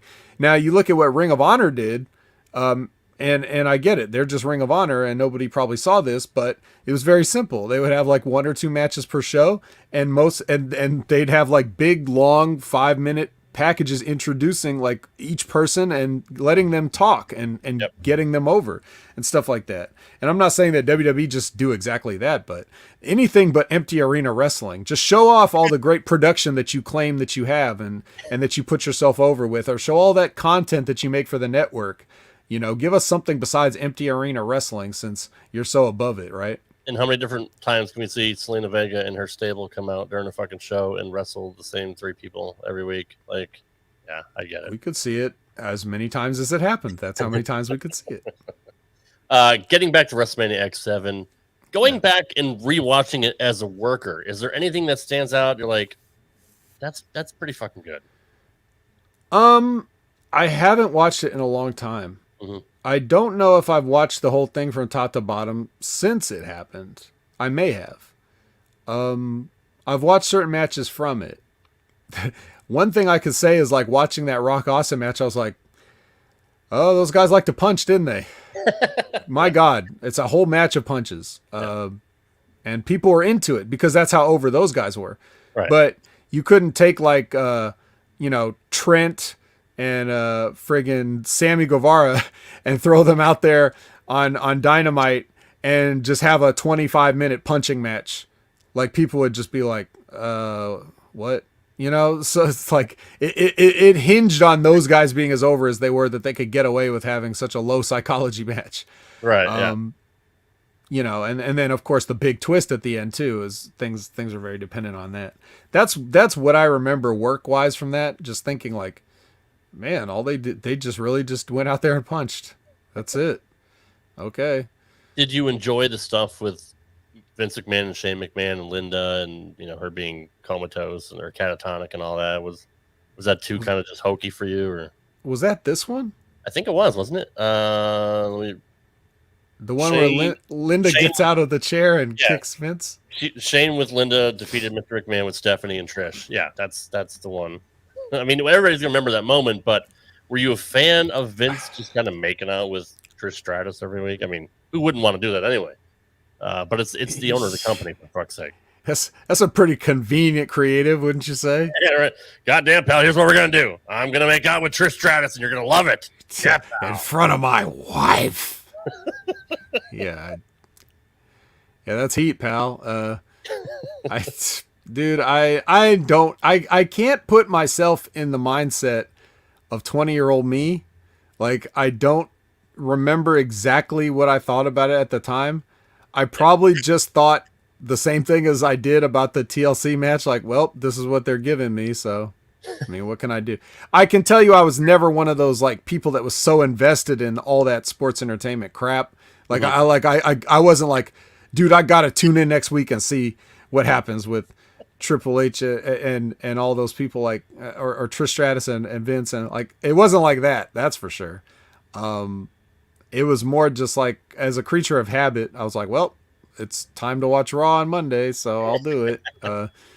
You know, I don't remember particularly hating it. I'm sure current me would hate it, and does. Oh, I'm sure, absolutely. If you went back and watched it, you'd be like, but then again, you compare it to the stuff that they're doing now, and it's like probably still way better. That's fair. But Shane could go. I mean, I was always invested in Shane McMahon as a wrestler because holy shit, that kid, man, did some outlandish shit. Yes, he did. Part owner of the company had no reason to go out there and do half the stuff that he did. I mean, we're all gonna remember the Titantron, falling off of that and shit, like all that. But sure, when it came to WrestleMania, dude, he always seemed to put on a great show. Yep. Yeah, I can't take anything away from Shane. Well, I could take a few things away from him, but I mean, he's the likable McMahon, so we don't want to beat him up too much. Yeah, I mean, that's the thing. Like you respected those guys because even Vince, like, you didn't have to do that stuff. So it showed that he was willing to, get involved and put his money where his mouth was. Which I guess is on Trish Stratus's mouth. Put money in that, like the $1 Million Man after the match. But yeah. So I mean, I do give credit to them for that, for getting in there and getting their hands dirty. So, but at the same time, that's not gonna that goodwill's not gonna get them out of the place that I hold them all in now. No, nothing. I don't think anything good at that point. What about the workers match? Kurt Angle and Chris Benoit, two guys that could absolutely go any day of the week. Don't remember it. When I was looking at this card, I did not remember that match ever took place. And those guys had several matches over the years and different stipulations and things. I was there in Boston during their, I think it was a submission match or 2 out of 3 falls. I don't remember which stipulation it was, but they got a standing O after the match, and it was the Royal Rumble, I think, in Boston. It was fucking fantastic. So yeah, those guys always did good business together. Right. Now to put this in perspective for some people, at this point in 2001, Kurt Angle had been wrestling for exactly like 2 years. Mm-hmm. Yep. Mandy Rose last night, just after 8 long years, finally won a developmental championship. Put that into perspective, folks. Now, in fairness to little Mandy, nobody is Kurt Angle. No. In terms of aptitude. Very true. And you'll never see like him again. Like, you'll never see, especially coming from amateur wrestling, which they had guys that did that in the past and failed. To be that such of a high caliber athlete and to completely go against everything he was taught, to not be on your back. And being able to throw working punches, one of the best working punches you'll probably ever see. And just like you said, have the aptitude for professional wrestling. Jumped right into it with a natural bumper.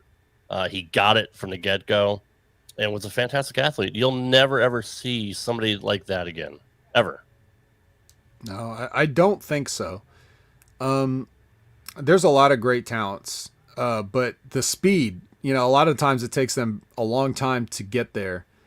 And, even at this stage in in his career with Chris Benoit, in this match, you can see how green Kurt Angle is if you know what you're looking for. Sure. But the average person is not going to see that. And it doesn't matter because he's still like, we're talking 2 years in here now, and he's advanced to like almost, we're talking like 8-9 years, comparatively, or like, so that's like, yeah. Which is usually what you need. Like, 9, 10, year 10 is usually when you finally kind of get it, and everything all comes together. So yeah, you're right. He was definitely advanced for most people. Yeah. Spaceman is trying to chastise me about not talking about Mandy's butt, but I mean, that's what the Next Level Wrestling review was for. Exactly if you weren't yeah. there, it's not my fault you weren't there. We all know how awesome it is. It goes without saying, really. You don't even need to bring it up. Everybody knows. Right. And Kurt Angle, I think, has a nice butt as well. I'm not sure what I would grade it because over the years he's lost and gained certain muscle mass in certain areas. So he's leaned out. I wouldn't say that he has a particular nice ass at this point. I don't think. No. But back in 2001, definitely probably around a 7, I would think. Yeah, grade A for sure. But yeah, so milk does the body good. So I mean, he's a big milk. Right.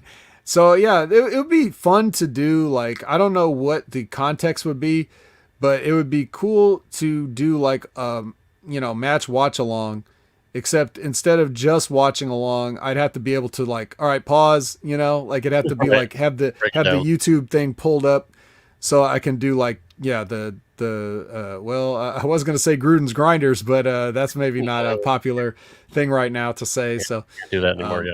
We'll just go with Madden and the Telestrator type. There you go. Yeah. Type deal. Like boom. Yeah. So the vet is making me angry by being too gentlemanly. That's because he likes me. He doesn't fucking like Ray or Colin or any of those like assholes. He likes me. Oh yeah, he just wanted me to talk about Mandy. That's all. Yeah, pretty much. And we did. We got in it. But I will say you were a little bit more, upbeat and animated during the show as opposed to the Next Level review. I'm just saying maybe it's because of who you're working with or the subject that you're talking about. I think it's the subject. Yeah, it's probably the subject. Like, come on, dude. I don't want to talk about NXT. It does, right? I didn't want to watch it. I like you and Ray, and I support you guys. I don't want to fucking listen to you guys. And I appreciate that, and I appreciate everybody that tunes in to watch Ray and I suffer through the NXT reviews, and that's why it takes so long to get to it sometimes because we really don't want to. And it's the same thing with Impact. Like, no way on earth would I ever want to watch Impact. Right. But I try to make something out of it. And again, that's with you guys in mind. So, I'm very appreciative of all of you, and that's how I show my he ain't lying. The seats in the house. Matt ain't lying. He's watching us. He may not be here on the manning the 1s and 2s, but he's watching us at all times. So, yeah. So, like, anyways, back to WrestleMania. So let's look at some of the rest of this card here real quick. Jericho and Regal had a match. This was like where I think the first of 2 years that Jericho opened WrestleMania as an Intercontinental Champion or fighting for an Intercontinental Championship. Do you have any memories of this match? I don't. Was that during like the Eurocontinental? No, that was Angle. Never mind. No, not one fucking. No, not at all. Obviously, think it was good. Yeah, it had to be, right? Regal's fucking fantastic, so I'm sure he carried that match. No, to be honest, looking at this, I don't remember any of this shit other than Vince and Linda stuff because it was over the top, and that's kind of memorable. In the main event, in the Hardys match, I don't remember Test and Eddie Guerrero. I'm sure it was a great match. Kane, Raven, and Big Show in a Hardcore Championship match. Okay, X Factor. Oh fuck. Well, that was on Sunday Night Heat. That was on Heat. Yeah. God, Heat used to be so good too. I know, right? I miss the taste of that. I do remember the gimmick Battle Royal. That was fun with Bobby Heenan coming back. Yes, that was fun. The China and Ivory thing. I remember that because she did that disrespectful like foot on the chest pin or something like that. Yep. There was like and of course, The Undertaker and Triple H was the one where Triple H got played out by Motorhead. Yes. Really good match, actually. Yes. Yeah, for the first time. And The Undertaker was still still had long hair, Yeah. but he was doing the biker thing. And They turned to the crowd for a while, didn't they? Didn't they fight outside the ring for quite a while? yes, there was like a big bump off of something out there. Yes, that's what I remember. It was a big bump off a scaffold or some shit like that. Right. And it was before they really started acknowledging the streak. Like it was right around this time they were starting to realize, hey, wait a minute, this guy hasn't got beat. So yeah. And of course, Big Josh says, Taz, the APA versus the right to censor is underrated. I'll take your word for that, Big Josh. But the APA did have our own Steven Richards, so that's right. Gotta give a shout out to Big Stevie Cool there. The right to censor was an underrated faction to me. Like, you don't talk about heat during that time. Just telling people to fucking do the right thing, right? That got him over his heels. And Stevie was a big part of that. So yeah, shout out to Stevie. Yeah, it was great. Oh, and the theme song, Limp Bizkit, My Way. I don't want to get deep. Right. But, yeah, if you didn't hear that song enough times during the build up for this match, like I don't ever want to hear that song. We're fantastic. Like the video packages are always great with WWE. I'll give them credit for that, even to this day. Right. That was a memorable fucking build up to a feud, and that was a great song to play on it. Yes. If you're a Limp Bizkit fan, maybe if you didn't like Limp Bizkit, then it probably wasn't going to make you a fan if you weren't a fan. Right. I don't think. And but yeah, so the promotion, some other things about this that's important to note for historical context, right? So this was the last WrestleMania under the WWF brand. Correct. Because they would change the following year to WWE after they somehow got pummeled into submission by the animal organization. Yeah, the tree huggers, cocksuckers. Yep. Yeah, unfortunate. Yeah, well, the universe tends to shake out as it should. Well, I mean, Vince always, he loves entertainment, pal. So if he can put entertainment in the name of the company, it's perfect for him, right? Of course. And, it's an oxymoron, of course, but, nonetheless. And also, just prior to this, WCW was purchased. So not enough time to like plan out something and pull it off. If I remember correctly, there may have been like a shot of like some random WCW wrestlers in the balcony somewhere. There was. Who the fuck was there? I think Chuck Palumbo was there, and like a bunch of lower. Yeah, all the great stars. Yeah, Chuck Palumbo, above average Mike Sanders. Mike Sanders, actually, Elix Skipper is. I think he's working at Applebee's now. I saw his LinkedIn profile. I think he's. Wow. He's a manager there. So man, good for him for getting work. Yeah. You think he ever like? You ever think he like runs across the top of the booths with a? Anyway. Yes. Sorry, Elix. Yeah. So this was kind of a weird time for the WWF because of all this stuff going on. Yeah. But like you said at the top, this was like a very fondly remembered. It makes a lot of people's top 10 lists or top ones of greatest pay-per-view events of all time. A lot of people like consider it top to bottom the best WrestleMania card, apparently, just for matches. And that's even including a match that China was in, and a hardcore match with Kane, Raven, and Big Show. So, like, I guess you said what would you say is your personal favorite? Because you mentioned that this wasn't it. So if you had to say you had a favorite WrestleMania, which one would you say? It's funny that you mentioned that. Probably because I was there, and maybe I have rose-colored glasses. But WrestleMania 14 was in Boston. That was my first WrestleMania that I went to, which obviously had Steve Austin and Shawn Michaels in the main event. The birth of Austin being the world champion. Hardcore. What was it? New Age Outlaws against Foley and Terry Funk. It had dumpster match, or whatever it was. Like, I don't know. I mean, I have a fond memories of it, maybe because I was there. Like DX getting played out by the fucking band that nobody ever heard of that wrote their song was pretty fucking cool. So that's right up there for me. I love WrestleMania 8. Right. It was great. Well, not every match was great, but fuck, dude, Macho Man and Flair was a classic. I actually don't like that match, but you really not. Oh, the match itself, yeah, like it was weird. It was a very weird match, but it should have been great. Like, is and you look at like Mr. Perfect involvement, or it's just not good. The match itself is not good, but those guys are good. I mean, again, I'm not a worker. So, I mean, as a fan, I enjoyed it. Well, even before I, just watching it as a fan, I was just like, what? Why is this match boring? Like, I didn't, okay.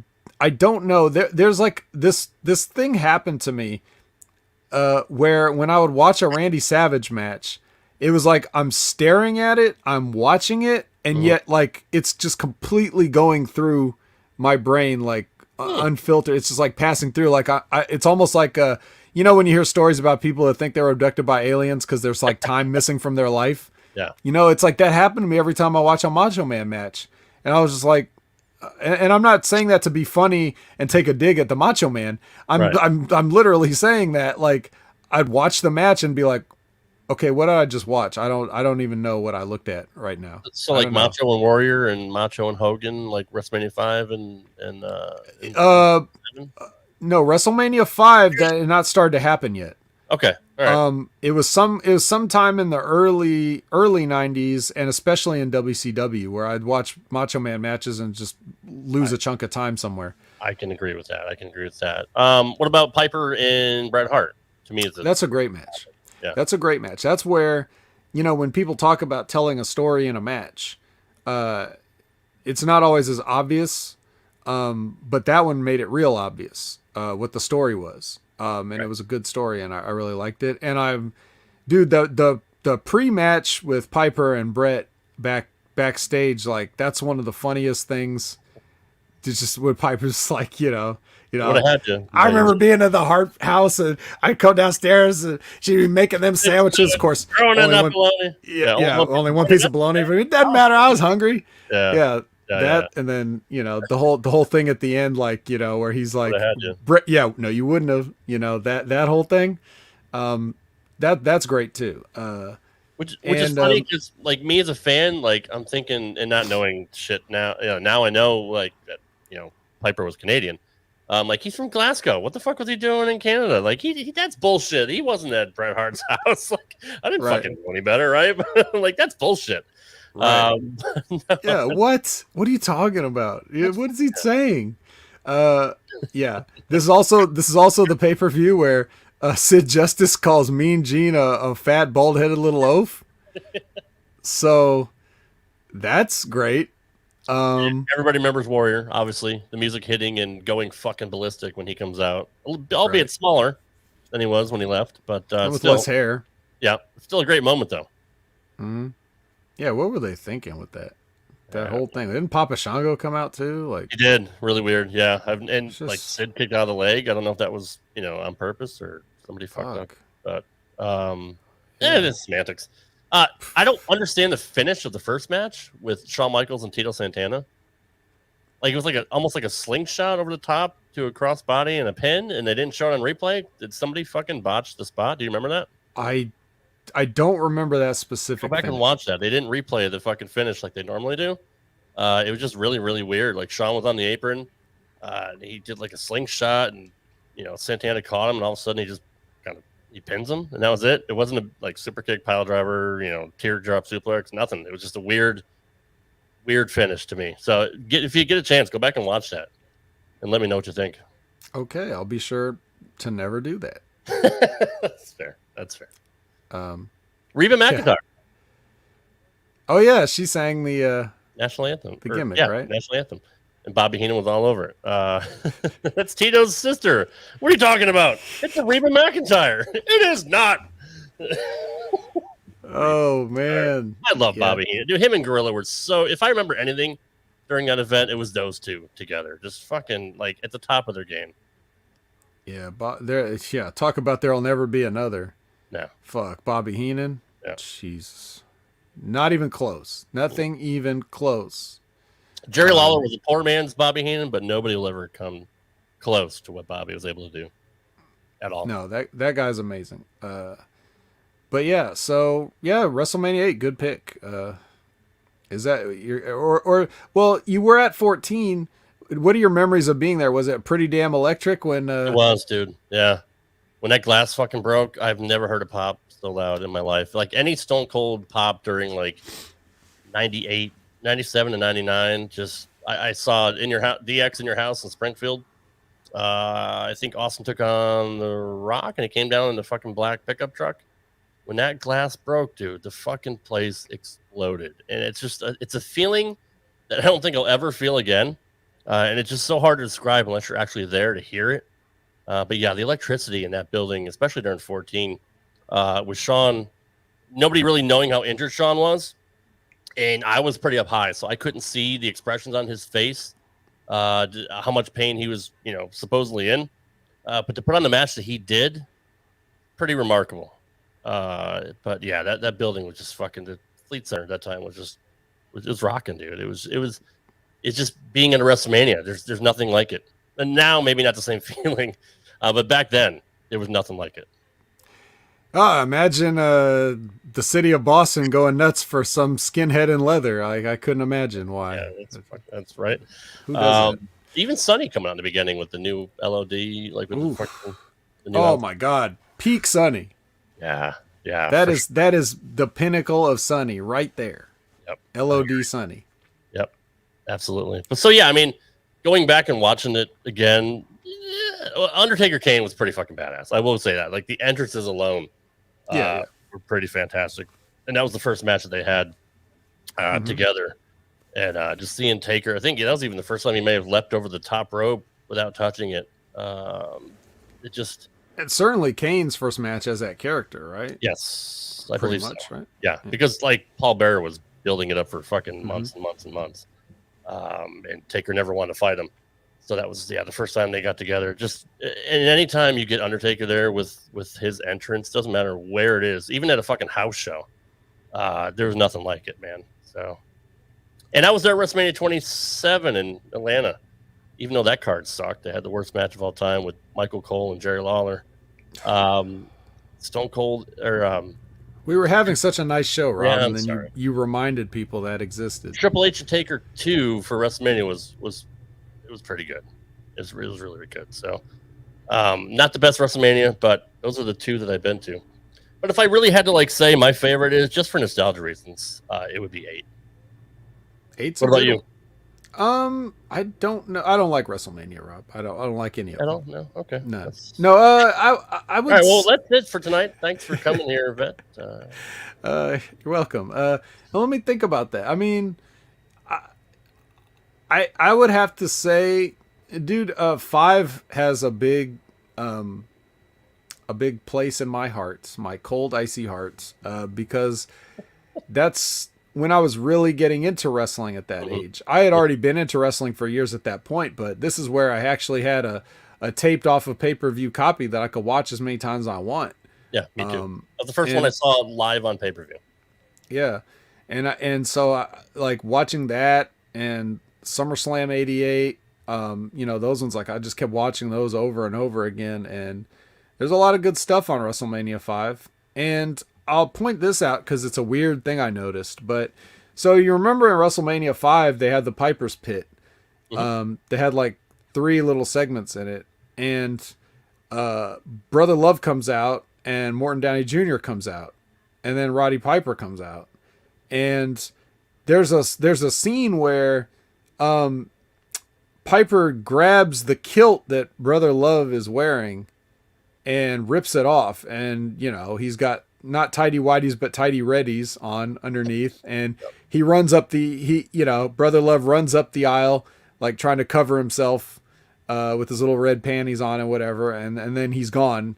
And then it's down to Piper and Downey Jr. But when you watch those on the network or now Peacock or whatever, or even on home video releases, like when they released that big DVD box set of all the WrestleManias and stuff. That scene where like 1 minute Brother Love's in the ring and the next he's not. They never show him get pantsed. No shit. Yeah, and I don't know why, because it wasn't really anything objectionable. Right. Nobody wants to see Bruce Pritchard without pants. I know that, but that is not enough of a reason to go through and like scrub it from existence. So now if like people are going back and watching these things, and that's what I don't like. I don't like people thinking they can be like the curators of history. Like, dude, if it happened, it happened. Just you don't have to love it, but just if nothing else, leave stuff in as a cautionary tale or something. Don't try to act like you were perfect, Put up a warning beforehand or whatever. Yeah. Something. I hate revisionist history, and especially with WrestleMania 6, with Piper in half blackface. Right. Which that's at the time was weird, but we didn't think anything of it. You know what I mean? Right. And he was making a point with it that's like, specifically not racist. The point that he's trying to make. Right. But whatever. Like, just I don't know, man. So that's a weird little tidbit about WrestleMania 5. Like, if you watch any versions of it now, it's gonna miss Brother Love like running up the aisle with his little red panties on. But unfortunately, it's fortunate and unfortunate at the same time. But yeah, I watched that so many times. I loved it. Wasn't that the one too where Ronnie Garvin was like the guest ring announcer? And that was SummerSlam '89. That was SummerSlam '89. Okay. Yeah. Ronnie Garvin had a match at WrestleMania 5, though, did he not? It was probably something terrible against Dino Bravo or something, right? Probably. Yeah, I don't remember him wrestling. I remember Haku and Hercules in the opener. Yep.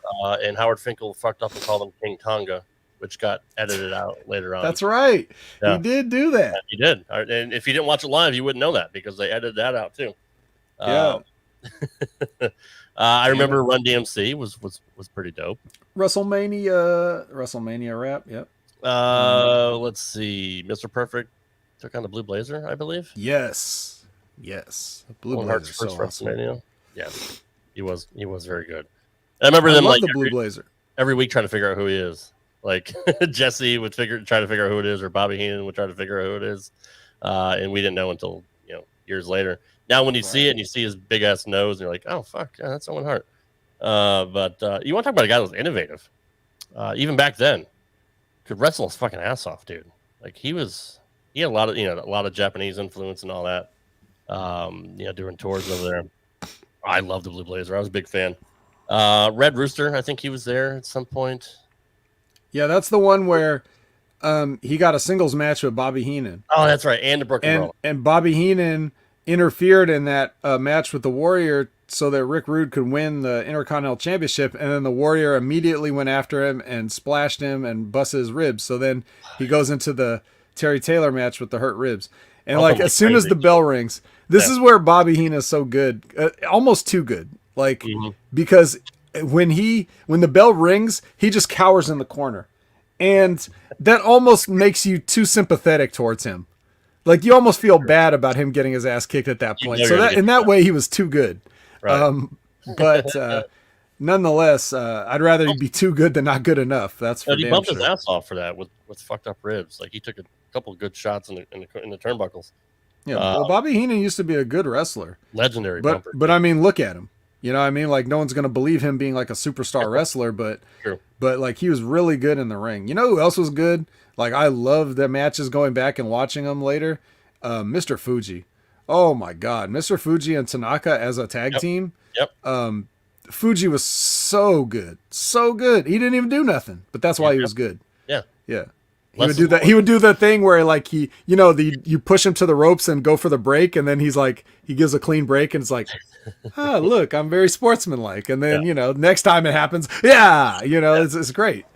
Fuji was great. And just for the record, yes, Dino Bravo defeated Ronnie Garvin in 3 minutes and 6 seconds. You called it.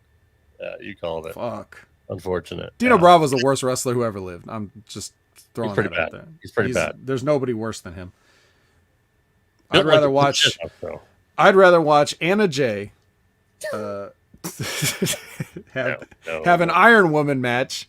No, you wouldn't. With Big Swole. Big Swole, one of the prospects when I signed her, and Before I watch Dino Bravo match ever again, I will watch any of those. See, that's how I feel about Terry Taylor. Like, I didn't think he was good at all. And I know he's got a great mind for the business, but like, I just wasn't invested in him at all. And maybe it was just his characters that he played. He was okay. Good hand. A lot of what he was doing was just like light Ric Flair. Yeah, you know. So, but anyway, yeah. So WrestleMania 17. Does that? Does that kind of wrap it up on WrestleMania 17? Yeah. Still holds up after 20 years. Great show. Dude, I could talk to you all night. And I know that you have limited time because Ray took it all this morning. So, Canada Spaceman. Yeah, because that's how time works. No, that's how time works. There was nothing between NXT review and this show. So I gave Ray all my time and I ran out for you, Rob. You don't have any more time. That's all there is. Well, that's fine. Where can we find you on social media and all the many other podcasts? Because you are a podcast whore. If there's a podcast out there and you want Vet to do it, just call 1-900-737-4VET and he will do your show. Now, wait a minute. Whores get paid well. Oh, yeah. No, but that's the thing. It's not that I will do everybody's podcast. It's only that the people that ask me to do their podcasts, I love and respect so much that I just have to do so many. Really? Even me? Even especially Rob. You know, that says a lot. You know, it's pulling back the curtain a little bit. You know, I get a message from Rob saying, Vet, I need you on Wednesday. Like, come on. How does it, you know how to make a girl feel wanted. So, that's true. So yeah, when you phrase it like that, you know, you didn't say, can you join me? Or would you like to? It's, I need you and no one else. I was like, God damn it, Rob must have a project in mind. And then he's like, we'll talk about whatever you want. I was like, oh, well, okay. It's a little different than I thought. Bringing the big guns. Ratings are down. I know you say you don't bring ratings to next level, but I mean, you bring ratings pretty much everywhere else you go. Maybe it's Ray. It's got to be. Why do you get why does Crown Jewel Review get all these views with not me on it? I mean, it's obviously you guys are the draws, right? So I'm just lucky to be hanging out, and I do love talking about all this stuff because a lot of the stuff that's in your wheelhouse, Rob, is the same stuff that I love to talk about, but I just don't necessarily have the platform. So, well, you've been offered a semi-consistent, maybe, you know, full-time kind of co-host thing, but you know, whenever you're available, you know, you can come back anytime. I think it they can't miss me if I don't go away type thing. So right, yeah. So I'm an attraction, I guess. You are. No, that's right. No, that's why I brought you in. That's right. You are the Brock Lesnar of HMG podcast. Oh, thank you. And with all humility, I am. But I will just say that I did have a lot of fun, and I continue to have fun everywhere I go. That's what I try to do. So those places will be the Next Level Wrestling Review podcast, like you saw this morning at Rad Rob, who's nice enough to join us there. You can see me every week on the Impact Attack, which is usually on late Monday nights, early Tuesday mornings, because Colin has to make pizzas. So that's where you'll see me come and if you miss our latest episode where we celebrated Moose's championship win, that was a fun time. And we'll be talking more about Moose, of course, every Monday night. I just recorded another episode of Destino, a New Japan Pro Wrestling podcast with Dr. Michael Jargo. We always have a great time talking about New Japan, and we covered the G1 this year and kind of everything in it and gave our takes on the performers. I'm right here sometimes with Rad Rob, which is always a fun time on the Rewind. So glad to be here, and at Opinion Haver on all social media anywhere. So if you're not following me, go ahead and do that. I'm not going to blow up your timeline with a bunch of frivolous tweets or retweets and stuff like that. I keep it pretty mild. So it's a safe follow. You're very strategic when it comes to your tweets. I have noticed that. You don't say anything unless it's really important. Yeah, my strategy is don't be on Twitter. Pretty much, yeah. And he's not on Facebook. So stop fucking looking for him. He's not there. God damn. Facebook did me wrong, like they've done so many others. And a lot of it's wrong. Yes, they have. You guys can follow me everywhere at RadRob Gaming. I'm also a Twitch gaming streamer, which we got to do. You mentioned doing a a co-project with some Twitch streams, do some gaming stuff. Sure. What do you like to play, Rob? What are you playing these days? Typically right now, because I don't know, a lot of people like watching it, I play Super Mario Maker 2 for Twitch. So I'm big into, because I mean, I'm a Mario freak anyway from 85. But yeah, that's what I play now. I like Splinter Cell games. I like sports games. I mean, I can pretty much play anything. What are you into? I don't know. Video games are weird for me now because it's like they have to be a kind of a game usually that I'm doing while I'm multitasking. So it's not like a game I'm going to be paying attention to and focusing a lot. Like I've been playing a lot of Dead by Daylight recently because I can just kind of veg out or whatever and put something else on the other screen to watch or listen to while I'm doing that. Or what else do I play? Were you a Halo guy back in the day? No, I don't play shooters really. You don't? Okay. I do. I'll play the ones like the new Doom. I didn't play the new Doom, but the one before that, before Doom Eternal, I picked that one up and I played the Wolfenstein games that came out like those ones. Like those were single player only, and you know, like, so I played through those because they're kind of fun. And Resident Evil 7 and 8, you know, I guess are technically first person shooters. Yeah. But I'm not in that whole Call of Duty, Halo, Battlefield, Fortnite. Not going to be doing any PUBG. Sorry, not going to be playing any of those type of games. We'll have to get together and think of something we could play, either co-op or versus, something that would be fun. I'll have to put some thought into that. We could play Street Fighter 2. Oh, fuck yeah, pal. Yeah, we could do that. Or Mortal Kombat. Were you a Mortal Kombat guy? I have Mortal Kombat 11. Did you play Mortal Kombat 11? I haven't played it yet, no. Did you watch the Mortal Kombat movie? Yes. Okay. Both the new one. Yeah, I watched them, but I watched both movies. Yeah. Okay. So it was horrible, right? Like, I'm not just Pretty speaking much, out of school. Like, okay. And then you see a game like Mortal Kombat 11, and they put the story mode in that game, and you're like, fuck, that's all they needed to do, dude. Like, there's your Mortal Kombat movie. This shit is awesome. Mortal Kombat 11 is awesome. If you guys haven't played through the story mode of that, it is fucking great. It's a love letter to the entire franchise, and it's cool. And the game has like RoboCop and Rambo in it and shit. So yeah, you can't beat and Terminator. That. So and Terminator. So yeah, maybe we'll do some fighting games. We'll figure something out. Or we'll like, figure something out. Streets of Rage or some shit like that. I like to. You have Streets of Rage 4? I do. Okay, that's one that we could do, I guess. But yeah, we could do all kinds of stuff. The wackier the better. It was probably be fun to play a wacky game that nobody would expect, right? So we'll see what we have. All right. In any event, I was plugging my Twitch channel and it got off track. Twitch.tv/RadRobGaming. Every Tuesday night and Tuesday night and Saturday night, 6 p.m. Central. I have 7,000 podcasts that I do, according to Ray, I think is what he said this morning, or 2,600, or I forgot what he said. The Atari 2600 podcasts. I have RTW Main Event, my comedy show with Dr. Ocho. That drops every Thursday, anywhere podcasts are found. This right here on Hameen Media Group and anywhere podcasts are found. RTW Rewind drops on Sundays. I have the Dork Side of the Ring with Husey from It's Husey Hello. That drops every Saturday. I have Straight Up 5, my bowling podcast. Are you a bowling fan? I know you said you bowled back in the day. Do you? No. My mother bowled, and I went to the alley to play video games. I gotcha. All right, my bad. Not a bowler. I was reading too much into that. I have a bowling podcast with Johnny Petraglia Jr. And Dr. Ocho. So if you don't know a lot about bowling and you want to learn about it, just want to listen to great conversation, it's probably the best show that I do. That drops every Friday. Uncancel with Drake Wirtz, former WWE NXT referee Drake Wirtz, who was fired because of his beliefs. We do a show every Friday, ad-supported on all the major podcast platforms. If you want to check us out on Patreon, ad-free and early on Tuesdays. In video form, you can check us out at patreon.com/uncanceledpodcast. That is our, it's a religious, libertarian, Republican-ish kind of podcast. Nothing that Vet would ever listen to, but correct. That's fine.